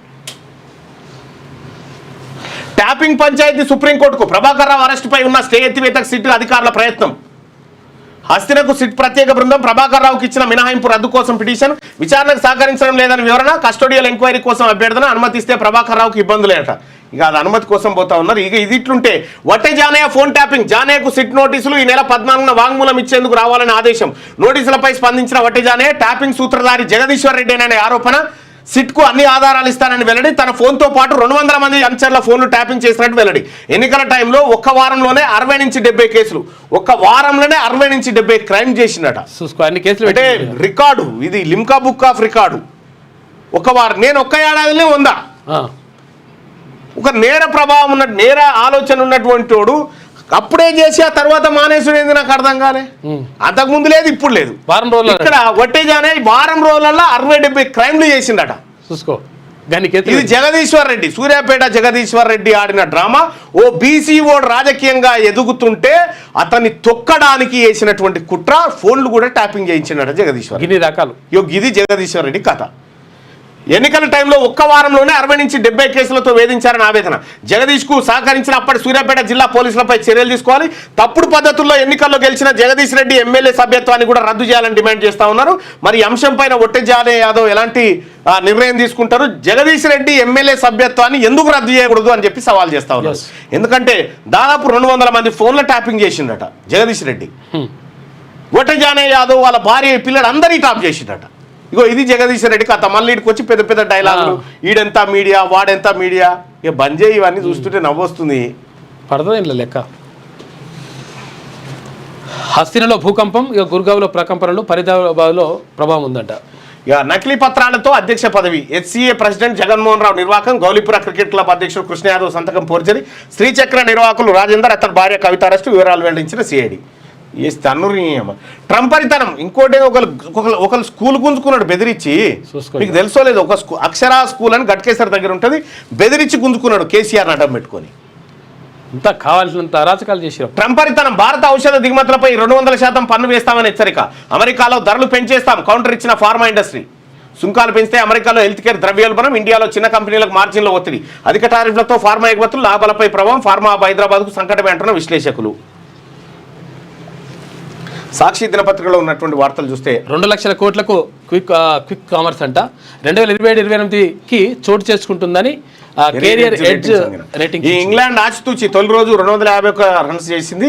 99 బ్యాటింగ్. నితీష్ రెడ్డి 2 వికెట్లు చేసినాడు. ఇక ఎన్నికల ముందే ఎందుకు బీహార్లో ఓటర్ జాబితా ప్రత్యేక సవరణతో సమస్య లేదని, చేపట్టిన సమయమే అసలు సమస్య అని సుప్రీంకోర్టు చెప్పింది అని కొంత అనుమాన పడ్డది. అంతే. Hand bag 70 కోట్లట. ఫ్రెంచ్ నటి దివంగత బిర్కిన్ వాడిన హ్యాండ్ బ్యాగ్ వేలంలో 70 కోట్లకు అమ్ముడు పోయి సరికొత్త రికార్డు సృష్టించిందట. వాహ్, 70 కోట్ల హ్యాండ్ బ్యాగ్. బ్యాగ్ ప్రత్యేక బ్యాగ్లు ఏమైనా ఉంటే కాదు, బ్యాగ్ గుట్టిగా చేయండి. చేద్దాం. చందమామను ఢీకొన్న వేళ గ్రహశకలం లేదంటే తోకచుక్క అనూహ్యంగా దిశ మార్చుకొని వచ్చి చంద్రుడి ఉపరితలంపై వినాశనం సృష్టించిందట. ఇదేందో ఇది కూడా చూడాలి. ఎమర్జెన్సీ చీకటి అధ్యాయం. ఎమర్జెన్సీ సమయంలో క్రమశిక్షణ పేరిట చేపట్టిన చర్యలు ఎన్నో దారుణాలకు దారితీశాయని శశి తరూర్ విమర్శించినట. స్థానిక ఎన్నికల్లో బీసీలకు 42% కోట. పంచాయతీరాజ్ చట్ట సవరణకు త్వరలో ఆర్డినెన్స్. సీఎం అధ్యక్షతన జరిగిన భేటీలో కేబినెట్ కీలక నిర్ణయాలు. వివరాలు వెల్లడించిన మంత్రులు పొంగులేటి, పొన్నం, వాకిటి, ఆ తర్వాత జూపల్లి, తర్వాత లక్ష్మణ్. త్వరలో 22,033 ఉద్యోగాలకు నోటిఫికేషన్ల జాబ్ రిజర్వేషన్ ఇవ్వకుండా మీరు ఎన్ని ఉద్యోగాలు వేసినా మేము రాజకీయంగా ఖచ్చితంగా మిమ్మల్ని దెబ్బ కొడతాం. పంచాయతీల స్థలాలను ప్రైవేటీ పరం. కార్బన్ హక్కుల పేరిట ఐఓఆర్ఏ అనే సంస్థకు 30 ఏళ్ల పాటు దారాదత్తం. హరిత సౌభాగ్యం ప్రాజెక్టులో పాల్గొనడానికి సర్కార్ అనుమతి. హరిత వనాల అభివృద్ధికి 12,000 పంచాయతీ తీర్మానం చేసి పంపాలని ఆదేశమట. ఇక బచావత్ బనకచర్ల విరుద్ధమట. సినీ నట్లపై ఈడీ కేసు. తప్పుడు పత్రాలతో మోసగించారు జగన్మోహన్ రావు. కంప్యూటర్ కోర్సుల వరపై వెళ్తున్నట్టు ఇంజనీరింగ్ వెబ్ ఆప్షన్లో ఎమర్జింగ్ బ్రాంచీలను ఎంచుకున్న విద్యార్థులు. దేశపటంలో తెలంగాణను తొలగిస్తారా? తప్పుపట్టిన కేటీఆర్ బీజేపీ క్షమాపణ డిమాండ్ చేస్తా ఉంది. ఇక రోగులు బోధకులు లేకున్నా అనుమతుల. జాతీయ వైద్య కమిషన్ అధికారుల తీరుపై అనుమానాలు. కొన్ని ప్రైవేట్ మెడికల్ కాలేజీలో లోపాలు పట్టించుకొని అడ్మిషన్లకు ఓకే. కాలేజీ వర్సిటీ వసతులు లేవని తెలిసిన 4 కాలేజీలకు ఒక్క రోజులోనే గ్రీన్ సిగ్నల్ ఇచ్చిందట. చూసుకో. ఇక ఈ కాలేజీ యూనివర్సిటీ వీసీ ఎవరా? రెడ్డి ఆయన. అంతే. ఇందుకు ఏడిగా కాలేజీ లెవెలే రెడ్ లై. తెలంగాణ నీట్ అర్హులు 43,400. క్యాబ్లకు కళ్యం. ఇన్నేళ్ల తర్వాత అవి రాష్ట్ర ప్రభుత్వ నియంత్రణలోకి. తాజాగా మోటార్ వెహికల్ అగ్రిగేటర్ మార్గదర్శకాలను సవరించిన కేంద్రం. ఇదిట్లుంటే సర్కార్ బడిలో ఐఐటి పాఠాలు చెప్తా ఉన్నారట. గ్రేట్. గూడు కట్టని బాధ. ఇందిరమ్మ ఇళ్ల నిర్మాణానికి అవరోధాలు. గతంలో ఇల్లు మంజూరైతే కొత్త ఇల్లు రద్దు. విస్తీర్ణం పెరిగినా తగ్గినా బిల్లులు నిలిపివేత. పాత ఇల్లు కూలగొట్టి కొత్త ఇల్లు నిర్మించుకోలేక లబ్ధిదారుల ఆవేదన వ్యక్తం. కాలు పెడితే ఇల్లు ఎట్లా కూడా కొడతారు? కట్టుకున్న తర్వాత, కట్టుకున్నాక గోడలు అయినాక వాళ్ళు కూడా కొట్టమంటారు. 44కు చేరిన కల్తీ కల్లు బాధితులు. నిమ్స్లో కోలుకున్న 27 మంది. ఇక ఢిల్లీలో అడుగు పెడితే ఎప్పుడు వెళ్ళిపోదామని ఆలోచిస్తుంటా గడ్కారీ. సార్ ఇప్పుడు ఇక్కడ ఉన్నది కూడా మన ప్రభుత్వమే, కేజ్రీవాల్ది కాదని చెప్పని అంటా ఉన్నా. నమస్తే తెలంగాణ.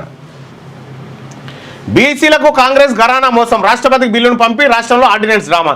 42% కోటాపై ఆర్డినెన్స్ కేబినెట్ నిర్ణయం చట్టపరంగా చెల్లుబాటు కాదని తెలిసే తెలిసి రేవంత్ సర్కార్ దులిపేసుకునే యత్నం, ఆర్డినెన్స్ పరిష్కారం అయితే అసెంబ్లీ తీర్మానం ఎందుకు చేశారు బీసీ సంఘాలు? రాజ్యాంగ సవరణ సాధ్యపడదని తెలిసి ఏమార్చే ఎత్తుగడ? కోర్టుకు ఎవరు వెళ్ళినా బీఆర్ఎస్ వైపే వేలు చూపి పన్నాగం. ఫిబ్రవరి 20న డెడికేషన్ కమిషన్ నియమిస్తూ ఉత్తర్వు. మార్చి 6 కల్లా నివేదిక సిద్ధమవడంపై అనుమానాలు ఎన్నో. వారంలోనే వండి వార్చిన రిపోర్టు విశ్వసనీయత ఎంత? ఈ రిపోర్ట్ మేము చేస్తలేం కానీ అయితే ఈ ఆర్డినెన్స్ తమిళనాడులో మాత్రమే 50% మించి రిజర్వేషన్ అమలవుతున్నాయని చెప్తా ఉన్నారు. అయితే ఏదేం చేసినా ఇదంతా మేము పసిగడుతున్నాం కానీ బీసీలను బీఆర్ఎస్ దెబ్బ కొట్టినంత ఎవడు కొట్టలే. ఈ బిల్లు ప్రయత్నాలు కూడా చేయలే మీరు. బీఆర్ఎస్కు బీసీల గురించి మాట్లాడే అర్హత కూడా లేదు, అస్సలే లేదు. 33 ఉంటే 23 తీసుకొచ్చి ఇంకెట్లా అర్హత ఉంటుంది నీకు? చూస్తున్నాం మీ సంగతి కూడా చూస్తున్నాం. బరకచెర్లతో ఏపీకి నష్టమే. 1000 టీఎంసీల కృష్ణా జలాలే సముద్రంలో కలుస్తున్నాయి. అవి వాడుకోకుండా గోదావరి మిగులుపై పడడం ఎందుకు? ఆ విషయంలో చంద్రబాబు కేసీఆర్ చెప్పిండు కదా, ఈ నీళ్ళు తీసుకుపోయి రాయలసీమ వాడతారా? బిగ్ భూదందా కోసమే హెచ్సియు విధ్వంసమా? బసవతారక్ నగర్ హస్తగతం వెనుక కొత్త కోణం. ఆ 90 ఎకరాలకు ఆనుకునే కంచగచ్చిబౌలి 400 ఎకరాలు విలువ పెంచుకునేందుకే ఐటీ పార్క్ ఏర్పాటు యత్నాలు. భాగ్యనగర్ టీఎన్జీఓ 140 ఎకరాల్లో 20. ఇక్కడ చూడ్రి, ఇక్కడ ఈ ఉద్యమాన్ని చేసిందేమో తీన్మార్ మల్లన్న టీము బీసీలు. ఇప్పుడు వార్తలు రాస్తున్నారు. వీళ్ళంతా ఏమి రాస్తుంది కథ చూసుకో. వీళ్ళే ఈ టీఆర్ఎస్ హయాంలోనే అప్పుడు ఈ గుడిసెలు గులగొడుతుండే టీఆర్ఎస్ ప్రభుత్వం ఉన్నప్పుడే. అప్పుడు కూడా తీన్మార్ మల్లన్న 2 ఏళ్ల కింద పోయి ఆ గుడిసె వాసులకు అడ్డంగా నిలబడి ఇక్కడికి ఎవడొచ్చినా తొక్కిన ఆరాధిస్తామని హెచ్చరించి వచ్చినాం. అగో మళ్ళా వస్తే ఇప్పుడు మళ్ళా అదే బీఆర్ఎస్ మాకు సంబంధం లేదన్న డ్రామా. ఇందులో జానారెడ్డి కొడుకు కూడా హస్తం ఉన్నట్టుగా తెలుస్తూ ఉంది. ఏది ఈ భూమిని కొలగొట్టే దాంట్లో ఒక్కను కూడా వదిలిపెట్టేది లేదన్నా. ఐటీలో తెలంగాణ మేటి. బీఆర్ఎస్ విజన్తో ఐటీ హబ్గా హైదరాబాద్ అట. బీఆర్ఎస్ విజన్ మొత్తం బీఆర్ఎస్ఏ కారణం. ఇలా నార్మల్ డెలివరీలు అవుతున్నా కూడా బీఆర్ఎస్ఏ కారణం అని చెప్తారు వీళ్ళు. బీజేపీ మ్యాప్లో తెలంగాణ మాయమైపోయిందట. కల్తీకల్లు అయినా మనది బీఆర్ఎస్ కదా. ఇప్పుడు భారత రాష్ట్రం కల్తీకల్లు ఘటనలో 7కు చేరిన మృతుల సంఖ్య చిన్నగా ఎందుకు రాసిందంటే ఈ లయంలోనే పర్మిషన్లు ఇచ్చారు. అట్లా తెలంగాణలో వరి వేయొద్దు. ఎవరు విశ్వేశ్వరరెడ్డి అన్నారు. ఇందిరం ఇండ్లు మాకెందుకు ఇయ్యరు, ఓట్లు వేయడం తప్ప పథకాలకు మేము పనికిరామా అని చెప్పి ఇల్లందు కాంగ్రెస్ ఎమ్మెల్యే కోరం కనకే కాన్వాయ్ని అడ్డుకొని ప్రశ్నలు గురిపిస్తూ ఉన్నారట జనం. ఇది ఊసరవెల్లి పత్రికలో ఉన్నటువంటి ప్రధానమైనటువంటి వార్త కూడా వేసుకుందాం. అయితే ఇక్కడ మీకు ఈడబ్ల్యూఎస్ రిజర్వేషన్లకు సంబంధించి అలాగే నేను రాసినటువంటి బుక్స్కు సంబంధించినటువంటిది లింకు మీకు కావాలంటే ఏది అది కావాలంటే ఇగో 9866524314కి మీరు వాట్సాప్లో మిస్డ్ కాల్ ఇస్తే మీకు లింక్ వస్తుంది. మీకు అమెజాన్లో వాటిని మీరు బుక్ చేసుకోవచ్చు.